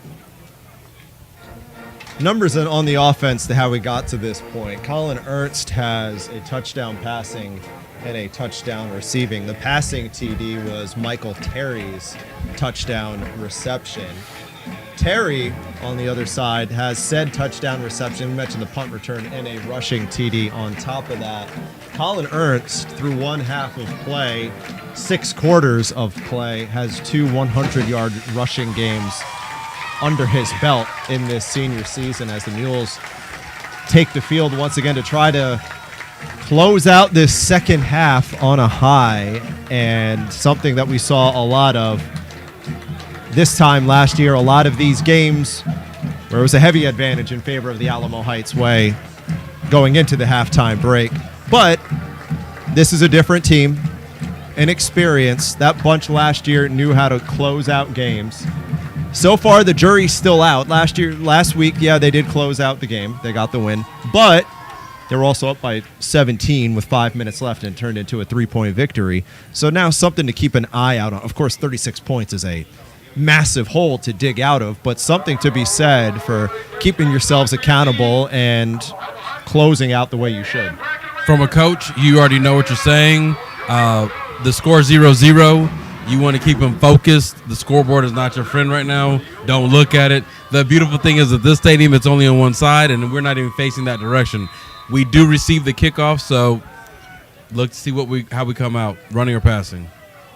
Paulo Ibarra kicking it back as here come the Mules the other direction. This is Trip Johnson. Fakes the handoff. Going to take off to the 50 on the near side. There's a flag on the play. Going to come back. That's a terrible flag, and I know we're not supposed to criticize officials, but it's football, and you're going to get hit, and he got hit by a Mack truck with the number 15 in front of it, and that's just how the game's played. But, sometimes you got to deal with the scenery of the field, and there's a yellow flag on the field. How very modest of you. Hey, I'm trying my best. The way to put that. I like when people are professional when they do their job, and I like them not to overly do their job because they feel that a kid did his job, right? You're scorning one kid to make up for another kid being in the wrong place at the wrong time. So after the penalty, start this Alamo Heights drive. We'll see where they spot the ball. But if you're an Alamo Heights fan, you're hoping the official stops at some point. Started at the 40 all the way back to the 20 is where they will take over, make it the 15-yard line. So a 1st and 10 from the 15 as Alamo Heights tries to pick up from where they left off in a 36-point first half. It's funny because as I recollect these moments here of that penalty, now you just add stats to somebody else. So either somebody's going to break off a 50-yard run or it's going to be an 85-yard touchdown catch or whatever. It's almost comical in a sense. A pair of receivers to Ernst's left has got DK Garza in the backfield with him. It's Ernst going to hold on to the football on the read option. Cuts back to the outside, near side 30. Stiff arm lefty pushed out of bounds at the 45. Colin Ernst using the feet, picking up just shy of 30 yards on the play. We'll give him 30 yards, the scoring group says. That was a grown man run. He got a nice power, stiff arm. He pushed number 6 down and gained a few extra yards on the run. Colin Ernst he looks fine. I know he took that big hit early, but he looks like he's recovered well from it. Raul Zuniga on the receiving end, scoring group lied. They gave him 29 yards, so it'll be a 1st and 10 from the 44-yard line is where he takes over. They've been liking that 2 receiver to the left formation that they've been going out. I'm going to go to it one more time. This is Arriaga inside, now to the outside. Gets a great block from Terry. Patrick Arriaga inside the 10, 5, 3 plays, another touchdown for Alamo Heights. We'll see if it stands. It does. No flags on the field. It's 42-0 in favor of the Mules. That was a pretty clean play. That's the best run of Patrick Arriaga's career. It was an explosive one. He got upfield, he ran the ladder, and he just hit pay dirt. I mean, untouched.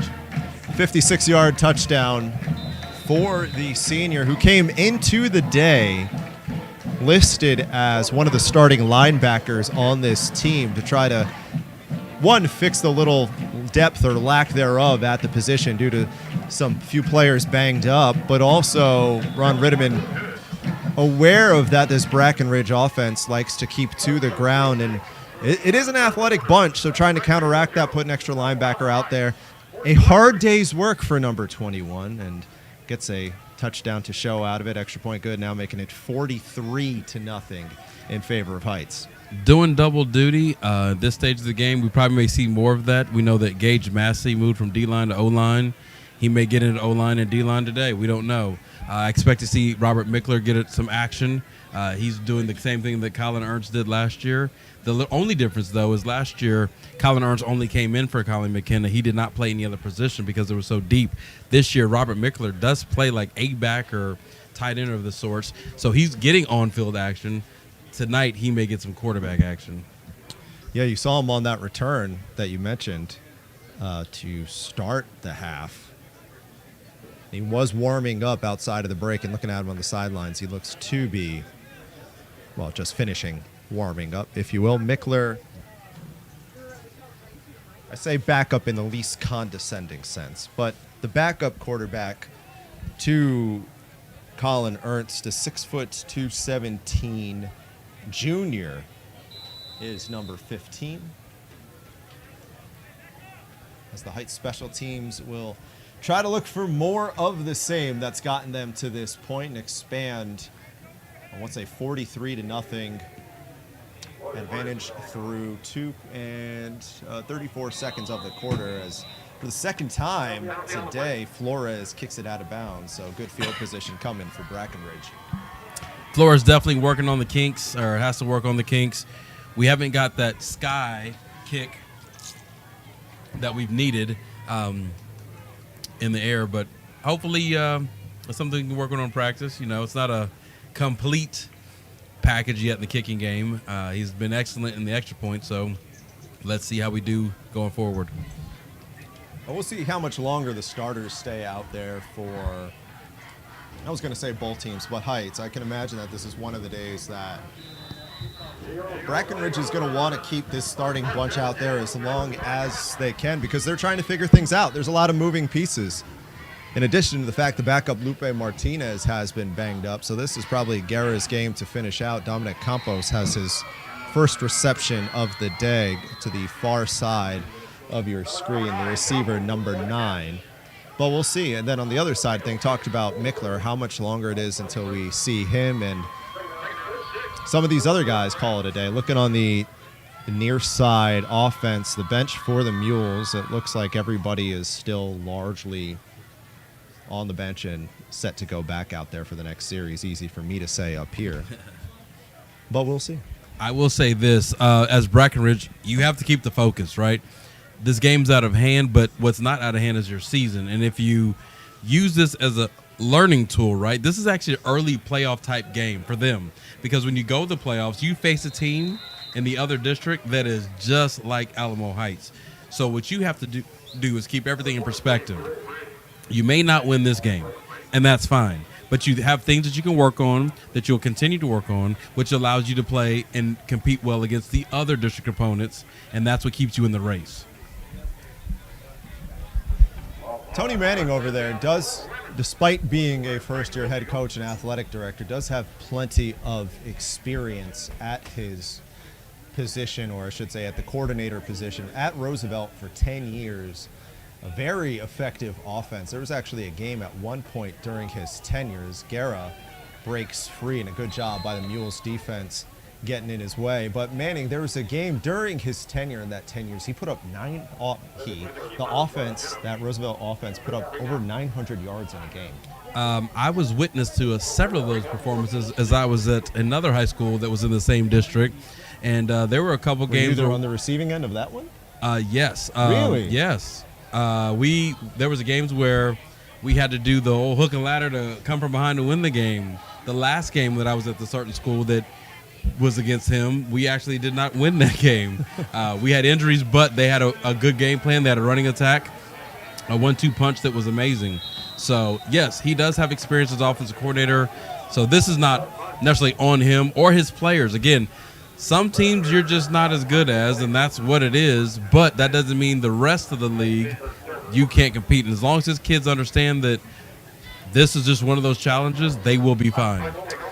Gonzalez Tijerina's punt down at the 46-yard line, and that, right on cue, leads to Robert Mickler under center for the first time of this Week 2 season. As we mentioned, Mickler, a little bit more of your classic quarterback build at the high school level, if you will, the junior. 6 foot, 217. When you see him under center, figuratively, comparatively speaking to Ernst, he looks about 6'4", 270. But you'll take what you can get, gonna keep it himself. He's the shorter version of Patrick Arriaga. He's built well. So, yeah, we'll see. Also coming in the game, we have a couple new receivers. We have number 81, Clay Prevost, and we have number 82, Grant McAllister, checking in. As you see him running off to the sideline, he brought in the last play. Prevost, the junior, McAllister entering his senior season. As Trip Johnson also lining up at receiver for the first time on the day, meaning that in all likelihood, this is the end of Michael Terry's day, Park Zunker's day. Bennett Johnson probably closing up shop too. This is DK Garza. Garza breaking free. Touchdown, Alamo Heights once again. DK Garza getting the nod today. Flag on the field at the end of the play. For now, score probably going to stand as Garza touchdown, Alamo Heights. It's going to be a 49-0 advantage. And now we'll talk about the flag, what's on deck. You know, it's a tough choice right here as a coach, right? Because the one thing we worried about last year in this whole scenario is, what do you do, right? Like, if you hand the ball off, you still can score. You don't want to disrespect your opponent and throw, but you also have guys who you want to get work in. Right now, it's getting a little chippy. Brackenridge could be getting frustrated. I know sometimes our guys, you know, who come in who haven't played, they want to hit somebody other than themselves in practice. So it's just an odd and awkward situation to be in. And to that also, if Michael Terry's only going to play a half, as well as some of the other players, you worry about their conditioning. It didn't really affect us last year, so it's something to keep an eye on all season. So the Heights personal foul looks like it will be assessed on the ensuing kickoff coming. I would imagine, at least. It's another thing. You brought up a good point.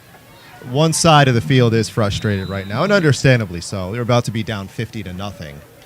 But if you're on the Mule side of things, got to be careful with any sort of tension that might come your direction, because you don't want that to turn into something that could cost you next week's game. Exactly. You don't want to be sitting next week against Highlands, a team that's also going to be out to try to win at Harry B. Orm Stadium. But for the Mules, a good time, a good job keeping everything in line there, staying in place. So 50-0 is where the numbers stand. Here at the 8:13 mark in the third. This is where the coaches earn their paycheck, Casey. Not necessarily the X's and O's, but it's convincing the Jimmies and the Joes that play the game. I understand you're excited and you want to have your shine. You want to fill up your huddle with video and show it to your friends and fam, but you got to do it in a manner that's low key, and you may have to be the bigger person in this situation. It's tough both ways. Frustration's understandable. It happens. It's part of it. One thing I'll say is, hey, we traveled tonight well. Go ahead, sorry. They did. A lot of blue and gold tonight here at SAISD Sports Complex. Piggybacking, kind of putting a bow on that thought, one of the things that Tony Manning was proud of his team last week in their loss to Jay, losing convincingly to Jay. He said that it was a bunch that ended the day, didn't feel like they were finger pointing, didn't feel like they were being overly critical of one another, didn't get too testy on the field with the opposition after, I'm sure within a certain respect everybody does, down, in that case, what was 40-plus point deficit. Yes. But we'll see. Ball loose on the play, on the return. Mules pointing like they have it, and they do. Omar Padilla couldn't get a handle on it. Alamo Heights special teams again capitalizing when given the opportunity, and they're going to take over just outside the red zone on the 21. Injury on the field for Brackenridge. But it's more of that craftiness of the same that's been catching these teams off, I don't want to say off guard, but very much a sense of special teams feels like they've been playing with urgency. They have. Throughout, it doesn't matter the juncture of the game. And I think that's probably what's been the difference so far through this first game and a half and 4 minutes, is really more so than any of the three aspects that you've seen. It feels like the special teams, and maybe that's a special teams thing because you're only coming out on the field, once every 15 minutes. I think the thing is actually more so that Brackenridge is not as much of a threat as we've seen last week with Seguin, right? They had some returners that could get upfield, and right now, as soon as the ball's kicked, I can't say the ball's been in the air, so when it's hit the ground, they fielded it. We've been in our lanes and discipline and right on the money. So I think it's more of that, in that aspect of us being good. We'll see. Mickler came in for a series last week. Now he's going to the air. Touchdown, Alamo Heights. Hunt Conger over the shoulder, tiptoeing the sidelines. The junior putting points on the board for the Mules. 63.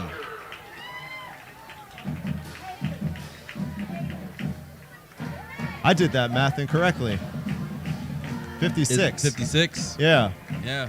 I think you're getting ahead of yourself because Ron did say we left 3, and I don't know if he's carrying it over to this game because it's 56 to 0. Let's rewind that a bit.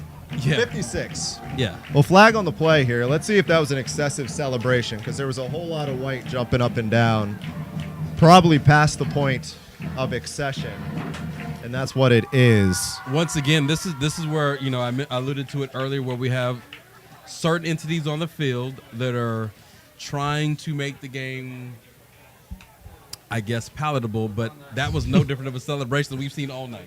If Brackenridge would score a touchdown right now and do the same thing, we wouldn't see a simple flag, but that's just kind of how it works, and Alamo Heights has to understand you can't do certain things in certain junctures of the game when the score is what it is. We got to be smarter in that aspect, and I'm sure Ron will coach them up. Extra point is good. New kicker on Anderson Bodges, also a backup tight end as well. It's tough, though, because not all these guys are going out there getting the minutes and getting the looks just like that. No. So how do you tell a junior whose first catch of the season you just saw right there not to get excited? A guy who knows how many times is going to get a look like that throughout the year. That might be the only touchdown he has this year, for all we know. As a former coach, my rule of thumb was that if you beat me, you beat me. If you do it with class and dignity, I can't say anything, right? At the end of the day, it's hot in Texas. Each one of these football players goes to practice to get better, to be able to perform on the field. That's what it is. You can't. There's no mercy rule. If you want a mercy rule, we need to turn the clock off right now, wrap up the cords, and head home in the car because it's football and it's Texas. You signed up for this, whether you wanted to or not. Little anecdote: I used to coach girls basketball. We would get beat 80-12. I kid you not. It's a rough day at the office, LaRon. And you know, you knew it was coming. That's the sad part. When you know it's coming and you can't stop it, you're watching it. It's like watching the animal just bleed and die. You just deal with it. So this is where I wish the certain entity on the field would understand the assignment that they were given and not try to, it's almost making it worse, right? Think about it. We're going to kick off again from the 30 or the 25. Our special team's going to run an extra 15 yards because this is what happened last time. Breckenridge fumbled the kickoff. We got the ball back and scored. So it's not like we're out here doing – Ron's not calling reverses or Branko's not calling reverses. We're running the ball, pitch and catch. Like you said, Hunt Conger hadn't touched the ball all year. What do you expect the man to be? Sad? I feel like – Here we go and again. right Ball on cue, the turf. Brack again All right. bobbles the football. Mule's going to hold fort at about the 34-yard line. I feel like after that, there's nowhere to go in this broadcast. I feel like if we hit pause, we told the higher-ups, we're like, you know what, this is a good place to leave it. It's not going to get any better than the rant that LaRon just ran on. That was the high point. There is no further way up after that. No, you're right. We could wrap it up with a bow. Heights could go out there right now and put up 100 on the board, and it's not going to get any better than that rant you just went on. No.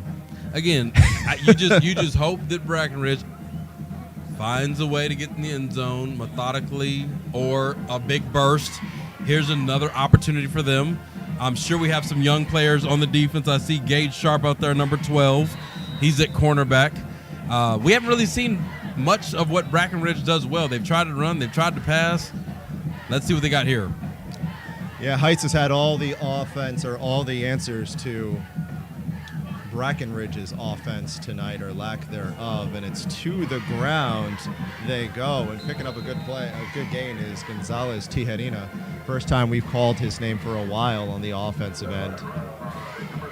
I feel like at times in this game, though, LaRon, it's gotten to third and reasonable for Brack, and they've just kind of shot themselves in the foot, and they haven't, watching this game, it hasn't felt like things haven't been working.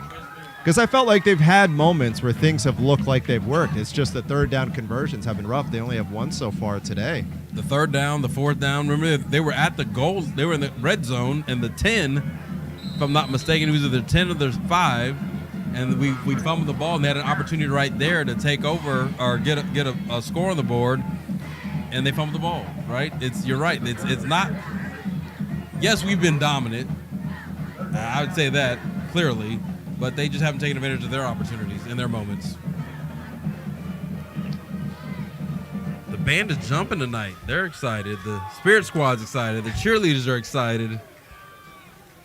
If you're not excited by your team up by 57 points, that's probably a character indictment on yourself. Well, I look at it like this. Now fans have a chance to scan the field, because most time when the game is tit for tat and it's very exciting, you don't always see the cheerleaders, right? Because you're looking at the field. Right now, you're able to see everybody do their thing.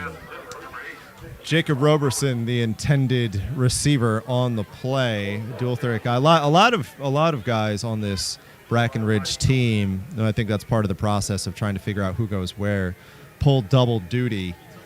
You also see Roberson on the defensive side lining back at corner. So third down and 2. Again, struggles continue for Brack. A punt on coming. I say watch for the fake. And Heights? We have no one back. No, Heights has no one back, and I'm not sure they realize that. We'll see. And it's Gonzalez Tijerina keeping it, and he's going to be short of the first down marker. Well played by this Heights special teams. And again, they'll take over on theirs. Breckenridge just put themselves in a straitjacket, right? Anything you do is not going to work well. I'm sure if they even went with a kick quick there with nobody back would have helped them. Now you've really cut the field in almost half for Alamo Heights, even if it is your 2 deep or your second or third deep player group going in. there's just if you're Coach Matthews, you're just right now you're just trying to get out of this game alive.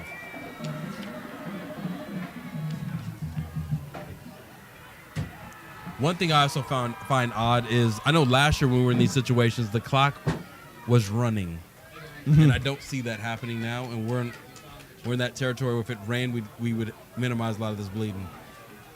And another new quarterback on here. This is Brady Pena. And another new running back on. This is the aforementioned 5'6", almost 200-pound running back in the backfield, Aiden Villarreal, the senior. We talked about him at the start when he was going to get touches, if he was going to get touches, anticipating more of Patrick Arriaga moving to the defensive side of things. But that part hasn't really changed. And a big gain from Villarreal, again, has the heights and plus territory, deep in plus territory, I should say, at the 10, an and goal situation. What's unique is we have every type of running back in the backfield. We have like the Swiss Army backfield. Patrick Arriaga is tall. DK is quick and slim. Aiden Villarreal is shifty and stout. And look at him just rumbling like a bowling ball into the end zone. And Aiden Villarreal has a touchdown. Second touch of the season, if I'm not mistaken. Prior to the big gainer after that, number 38 on the board. Said 63 earlier, now it's 63. That's how many points the Mules have. 63-0, 3 minutes left to go in this third quarter of play. In case you're wondering, this time next week, we talked about it before, Mules will be back home taking on Highlands High, a team they won last year. Broken play. Let's see if they could do something with it. Ernst in the game. He's the holder, of course. That's how it goes. It's been that type of night for the Mules. Cannot do anything wrong. Lauren Christensen, the DN, on the receiving end. It is Alamo Heights' night in every single capacity of this football game. Yeah. No stone has been left unturned. Man, those 3 touchdowns that we didn't get as a gain are definitely here tonight. I can feel it. I can see it. I can taste it. I can smell it. They don't even have it at the concession stand. It's just all on the field. I can tell you that tonight. And to your point, yes, next week facing the Highlands Owls at home at Harry B. Orem Field, Trailer Azar Field, will be another contest. We'll see. I know last year's game against the Highlands had the weather delay. I don't know if you're aware of that, but it was a malaise of sorts. It was the only game in district that was close because of the weather delay and because Highlands felt like they could get our number. It was at Alamo Stadium, so we'll see how that looks next week. You were on the call that night? I was not actually on the call, but I was on the field doing interviewing post game. What time did you leave the field that day? Actually, no, I take the back. We didn't travel that game because that was at Alamo Stadium. This year is the first year that we're going on the road to bring you the A8 Sports Media broadcast.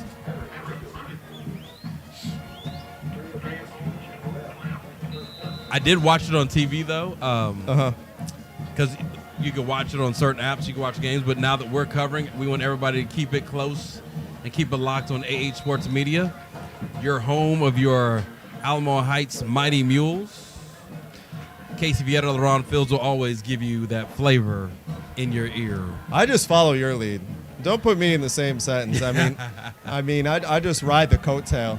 No, that's all I do. I'm just riding the wave. Right now, we have a ball game where we're just fans are tuning in or not tuning in. We're just trying to keep them educated and up to date on all the things that are Alamo Heights Mules.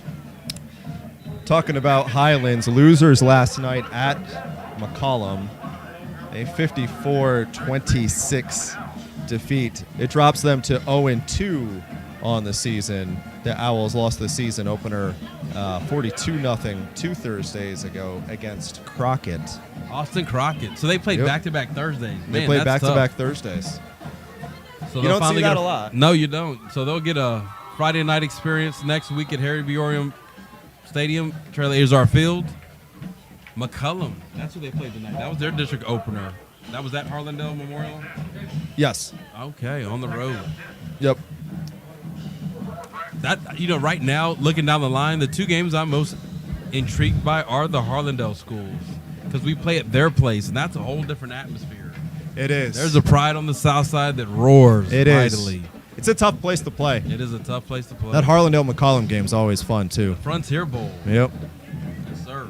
It replaced the Chili Bowl. You know anything about the Chili Bowl. Fox Tech versus Lanier. Fox Tech no longer in existence. Now it's Cass Tech and a couple other schools in one. Here we go. Got a completed There's pass. Campos. You sound like you have a story about that. The Chili Bowl? The way you phrased that sounds like you had a story. I was waiting. You said it kind of like tongue in cheek, be like, "Oh, hey, this happened one time." Well, when I was there at the Chili Bowl. Well, actually, the lead up to it was good. I was just waiting for. I think I've only been to one Chili Bowl in my lifetime because that wasn't the schools that I rooted for. You know, I mean, it just was a thing. That was like the longest bowl in the city, and it got kiboshed because school closures and changes. So it wasn't like it was. Now we lean on the Gucci Bowls that have been around forever. Even the Louis Bowls kind of fluctuated, and that would be between Brandeis and O'Connor. So got a couple bowl games here in town that are nostalgic. As it pertains to Heights' schedule, we were talking about Harlandale and McCollum and all that bunch.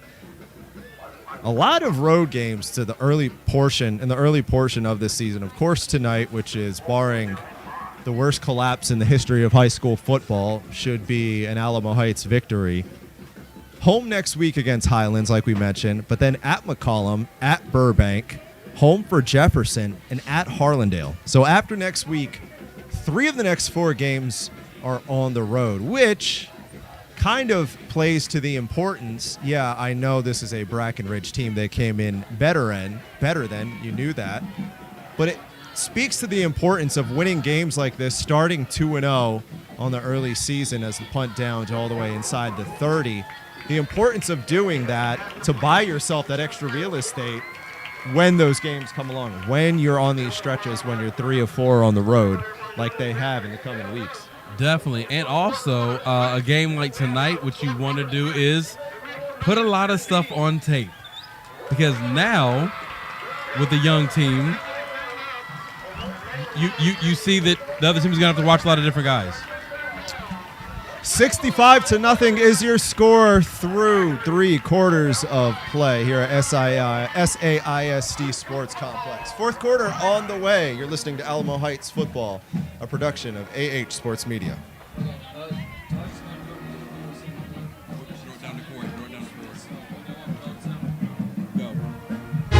Hey, come here. I'm so sorry. All right. Hi.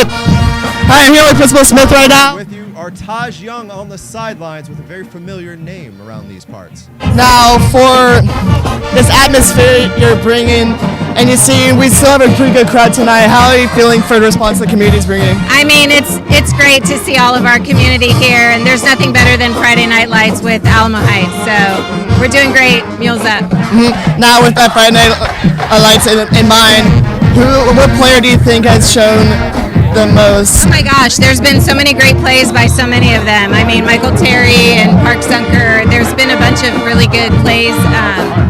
I don't know all their names by number, but I know that a lot of playmakers out there tonight. And our quarterback Colin Ernst has done an amazing job as well. All right. So, all right, thank you so much. Amazing players. Principal Smith. I'm Taj Young. Back to you, Casey, in the booth. As we open up this 4th quarter of play, cutting back to the inside, to the outside, going to have the first down. Not sure it's going to stand, though. Flag on the field.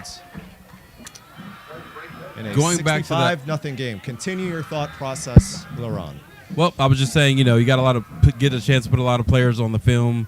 That gives Highlands a lot to look at, and you keep building that package, and you never know. Now you can add wrinkles to your plays, and you become hard to defend. Right now, what I'm seeing is Brackenridge learned its lesson from the last time when it was 4th down. They punted, which shows you that Coach Manning is understanding that I need to get real estate and push them back some. And to his credit, look what happened. Now your defense has a fighting chance. Brady Pena is a junior, class of 2025, the 3rd string quarterback for this Alamo Heights team. And who knows how many opportunities he'll get like this to see the field on the varsity level. Obviously, got to maximize it from here. Looking to his left, throwing to nobody in particular. On a 2nd down and 1, 3rd down and 1 upcoming. Correction, make that a 2nd down and 1 upcoming as the clock now is running.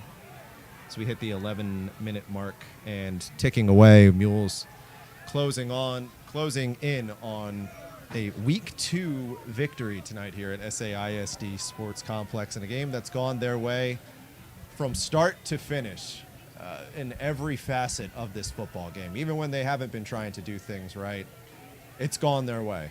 One of those evenings for Alamo Heights. Brady Penny with a shake and bake. Look at him go. Tucking that ball in the left hand, getting away, and a nice gainer on the play. Give him 25 yards, 28 yards on the pickup. Tackled by Jose Valencia. Chased him down, defensive lineman.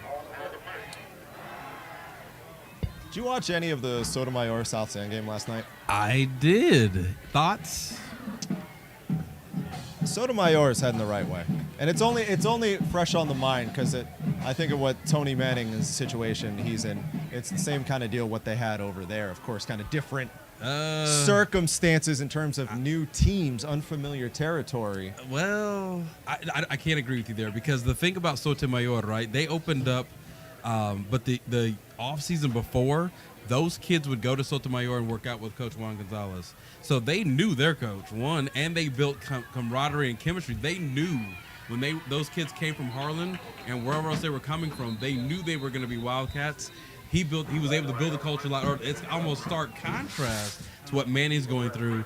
And if I may digress, that pool and that lake is stocked with a different animal.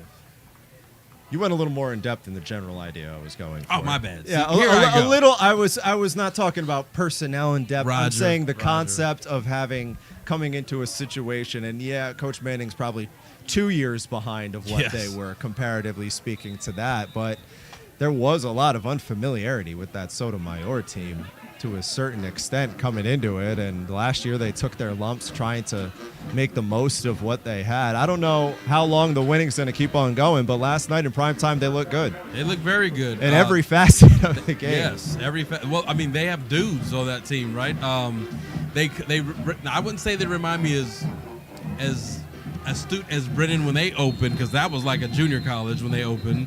But they are, like I said, on their way. That's going to be an interesting rivalry when we see them play Harlan, because that's literally a backyard brawl, as well as with Taft. The triangle of toughness just sits right there to steal something from Jeff Traylor and UTSA.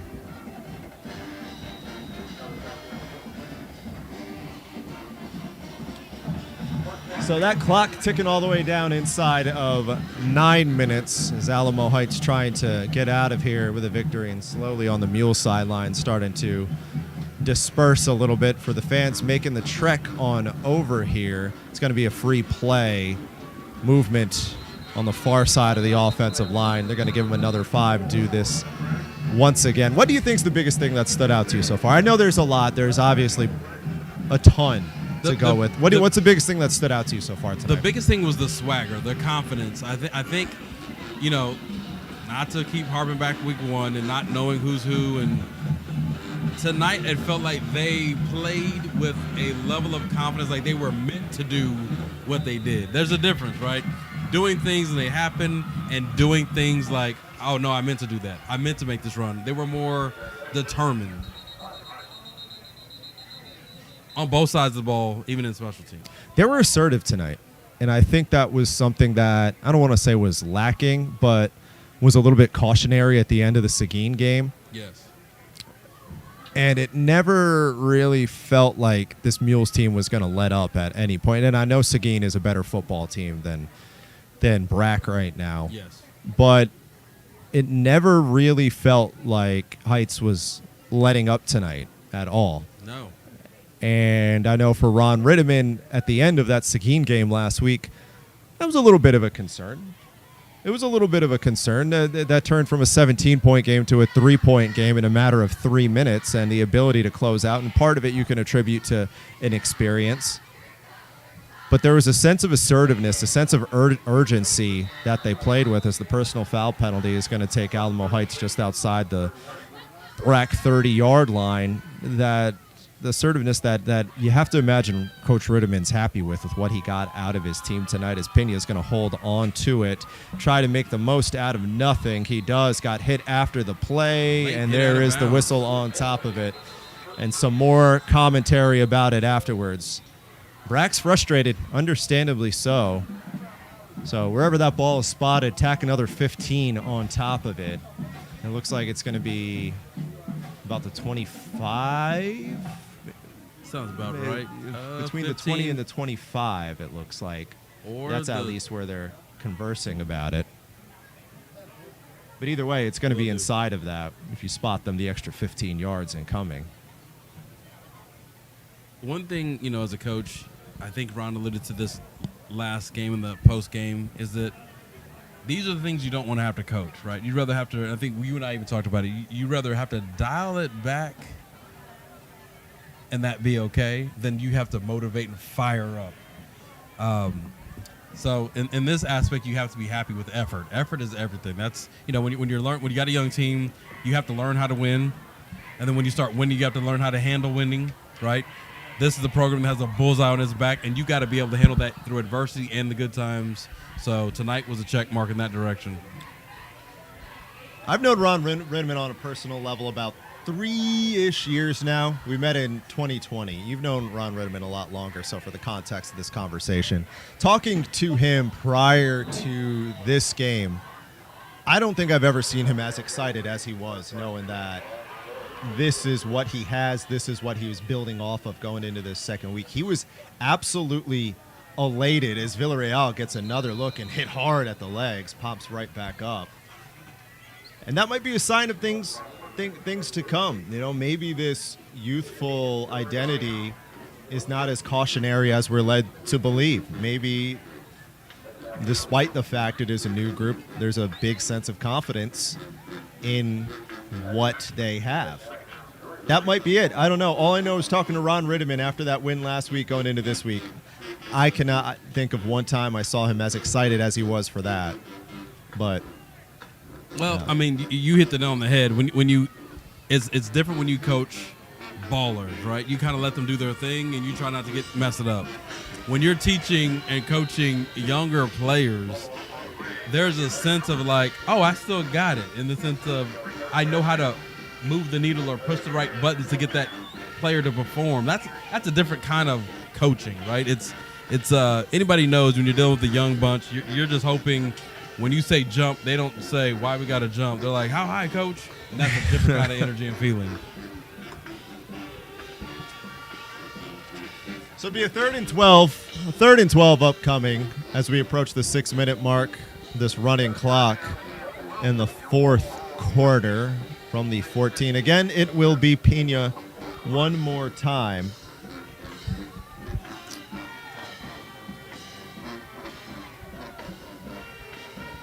Keeping it himself, just Brady taken down inside of the 10.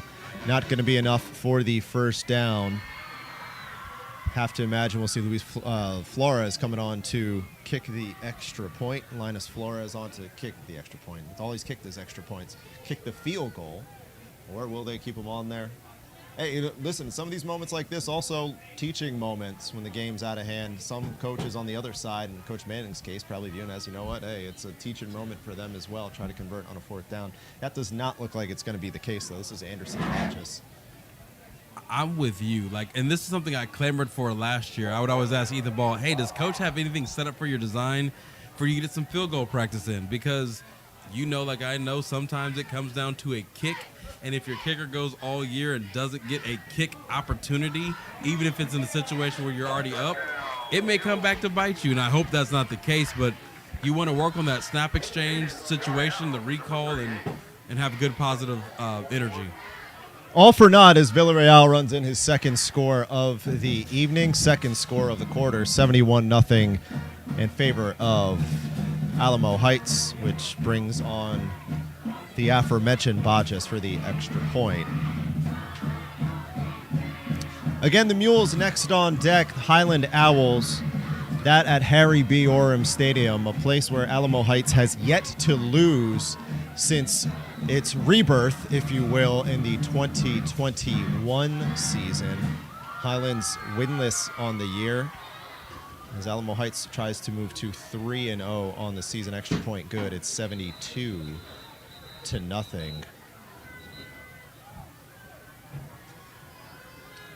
What do you think right now?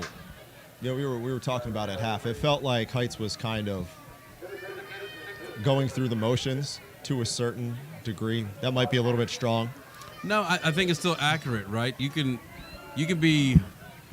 It didn't seem like okay, 72 points is 72 points. But watching them, the way, I guess even as far as say body language, it didn't feel entirely fluid. I think that's probably the best way to describe it. There was some hiccups in the giddy up. Like they flex, right? They're the bigger team. They're the more athletic team.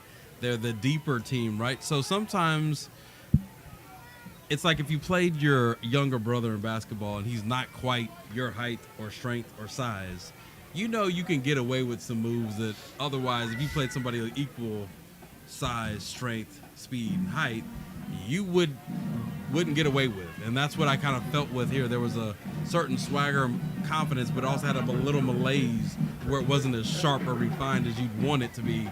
And hopefully we see that part next week because we're still building on this team.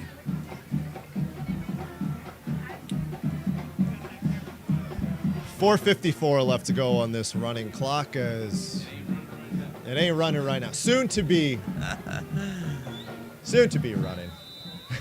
Only time it stops is the after score. So yeah, there it goes. Now it's running. There The it whistle's ready for play. You guys mind the lights? Brackenridge with a decent return here. it's that aggressiveness again on that special teams. They've been doing a fantastic job. There's hustling down there, making plays, and continues to be more of the same. Well, this time the Brackenridge Eagle special teams return man was not helped out by his blocker. He literally blocked a guy into him, and which made it worse. Luckily, the official spotted it where he initially ended and not where he ended up. I will say this group out here, we hit it on it earlier. We talked about it. There's a different group out there right now. They're playing because they don't know how many snaps they get in the season. And when you have that guy, it's a different aggression and energy. So you've seen 2 or 3 teams out here tonight. You haven't just seen one team. So it's kind of hard to overall assess, right? It's a TTE, total team effort, and that's what we have as Brackenridge comes out again. They're not as deep as us, so the same group of guys keep coming out. They may be worn down. We have fresh bodies. On the topic of depth, that kind of pivots to an interesting talking point. First conversation Ron Rittiman and I had at the start of the preseason or before the season, ahead of one of the scrimmages. We were talking about the COVID pandemic and whether or not that led to both a talent fall off and a participation fall off for those kids who at the time were 8th grade, 9th grade, now coming in are juniors, seniors. Has there been a fall off? Has there been a gap in talent? Just because those kids, either they stopped playing football altogether or they didn't get kind of the opportunities based on a product of the times of what they were. And when you talk about depth, and now that, I mean, we're going however many players deep we are now, Ron was saying that Heights didn't really have that. There wasn't really a concern of that. Some other schools, even at the 6A level, they were finding their groove in that respect and finding their groove. And then the pandemic happens, and then they're almost kind of starting from scratch when it comes to bringing in the 2024s, the 2025s. But that's something Coach has been happy about. There hasn't been a fall off from participation and from the talent gap. Number speaks to that tonight. That's a great observation and point because that did affect a lot of schools, especially the SAISD schools. So they may be behind the curve, right? A Brackenridge who's known to have multiple athletes on the field. They put a couple people in the pros, sent plenty of people to college. They've always been the school in SAISD next to Sam Houston and Highlands that have had the athletes. And right now, you may be seeing the results of that COVID impact tonight where they don't have the athletes.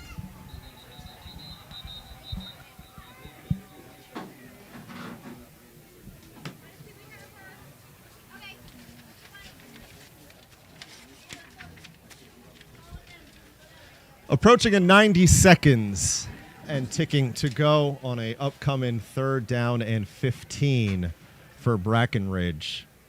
Scoring tonight for Alamo Heights very much well dispersed on many fronts.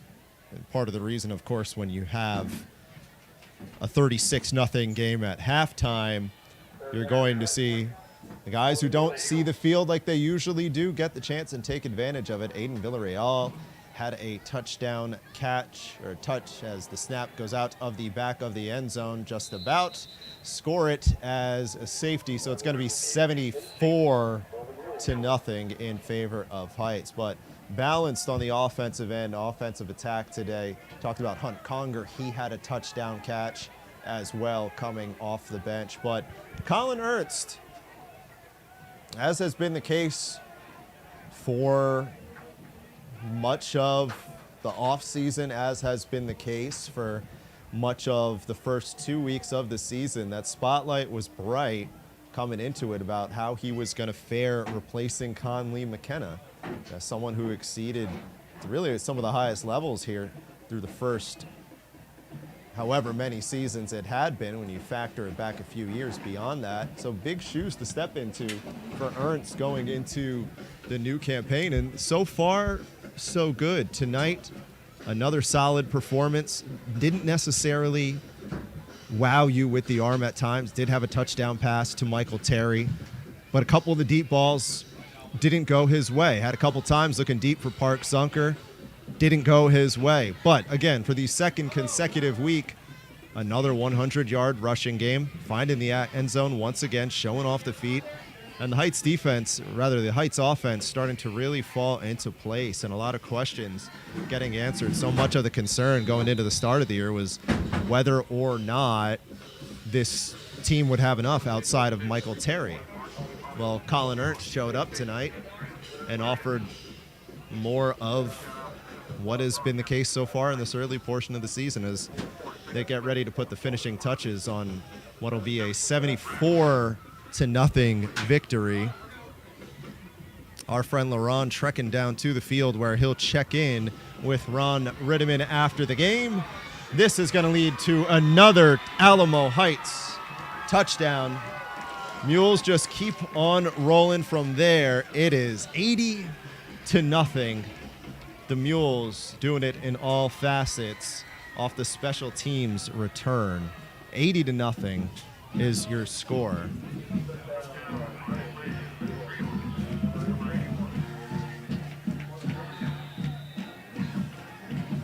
That's Clay Prevost on the return for the score. Second in line after Park Zunker. So extra point on its way. We'll see if they even take it to the Mules. With the running clock, they will snap the ball and get it off in time. Extra point is good. And that is how week 2 will come to a close. Alamo Heights, from start to finish in dominant fashion, cruising tonight at SAISD Sports Complex. An 81-0 victory over Brackenridge.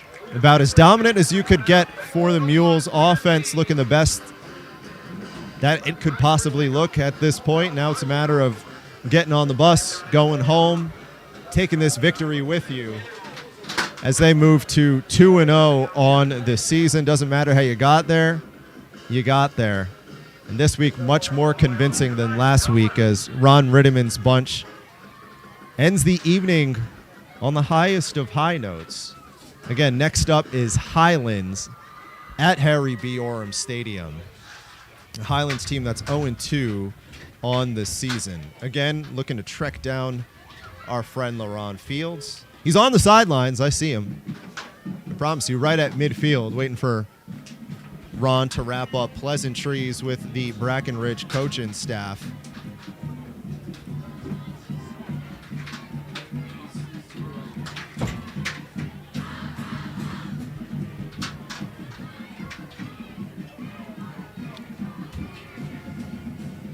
We were talking about Colin Ernst. He is going to be our player of the game this evening. is the senior quarterback in his second showing, and positive returns nonetheless for number 10. Ending the evening with a passing touchdown, another rushing touchdown to go along with 100 yards on the ground on the evening. Michael Terry had a passing touchdown. Michael Terry had a rushing touchdown. Michael Terry had a receiving touchdown. The rushing touchdown came out of a punt formation with 12 seconds left to go in the first half. It was kind of a, hey, see if something's there. If it is, it isn't. If it isn't, it isn't. And the only question was whether or not he'd stay in bounds with the clock ticking all the way down. He had gotten pushed out of bounds. The score would not have mattered. Time would have gone out, of course. But instead it does, so Terry will end the evening with touchdowns 5, 6, and 7 of 2023. Ron Rittemann's victory moves him to 33-6 so far in his time at Alamo Heights High School. His fourth season at Alamo Heights High School as the Mules move to 2-0, 1-0 in 14-5A Division II play. As for Brackenridge, with the defeat, they dropped to 0-2 on the season. Tony Manning 0-2 so far in his young coaching career. Of course, now 0-1 in district play. Next on deck for them, they're home again, is Brackenridge. They're going to be taking on Burbank right here at SAISD Sports Complex, trying to get that first dub of the season as victory huddle breaks. LaRon's going to do his best to track down Coach Rittemann to talk a hard day's work for this Mule team.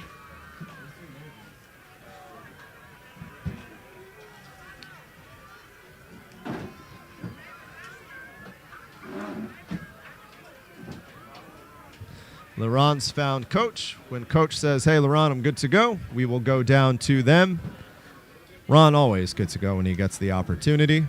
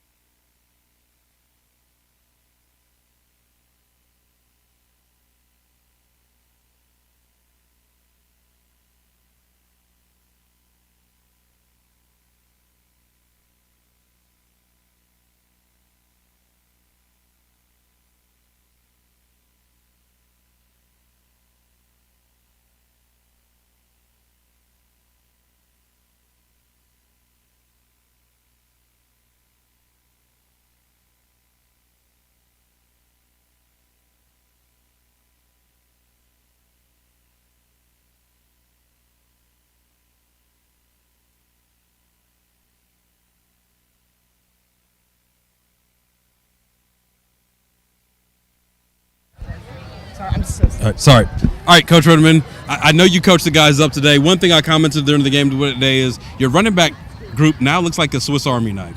You have a 6-foot guy, a 5'6" guy, and everything in between. They all have different characteristics. What do you like about that group? Well, I just like that group, like just what you just said. There's something they all bring to the table. Each one of them does something really special. They, you know, if you could just pick 2 or 3 plays for each one that they're good at, that's the way we'd like to do it. But in the game, you can't actually do it that way. So they go in there, man, they're good blockers. They block for each other. They actually have, you know, the talent that you saw tonight to run with the ball, make guys miss, and do some good things. But they're just good football players. And so we feel blessed to have 3 or 4 guys back there that we know we can call just about any play now and get good execution out of them.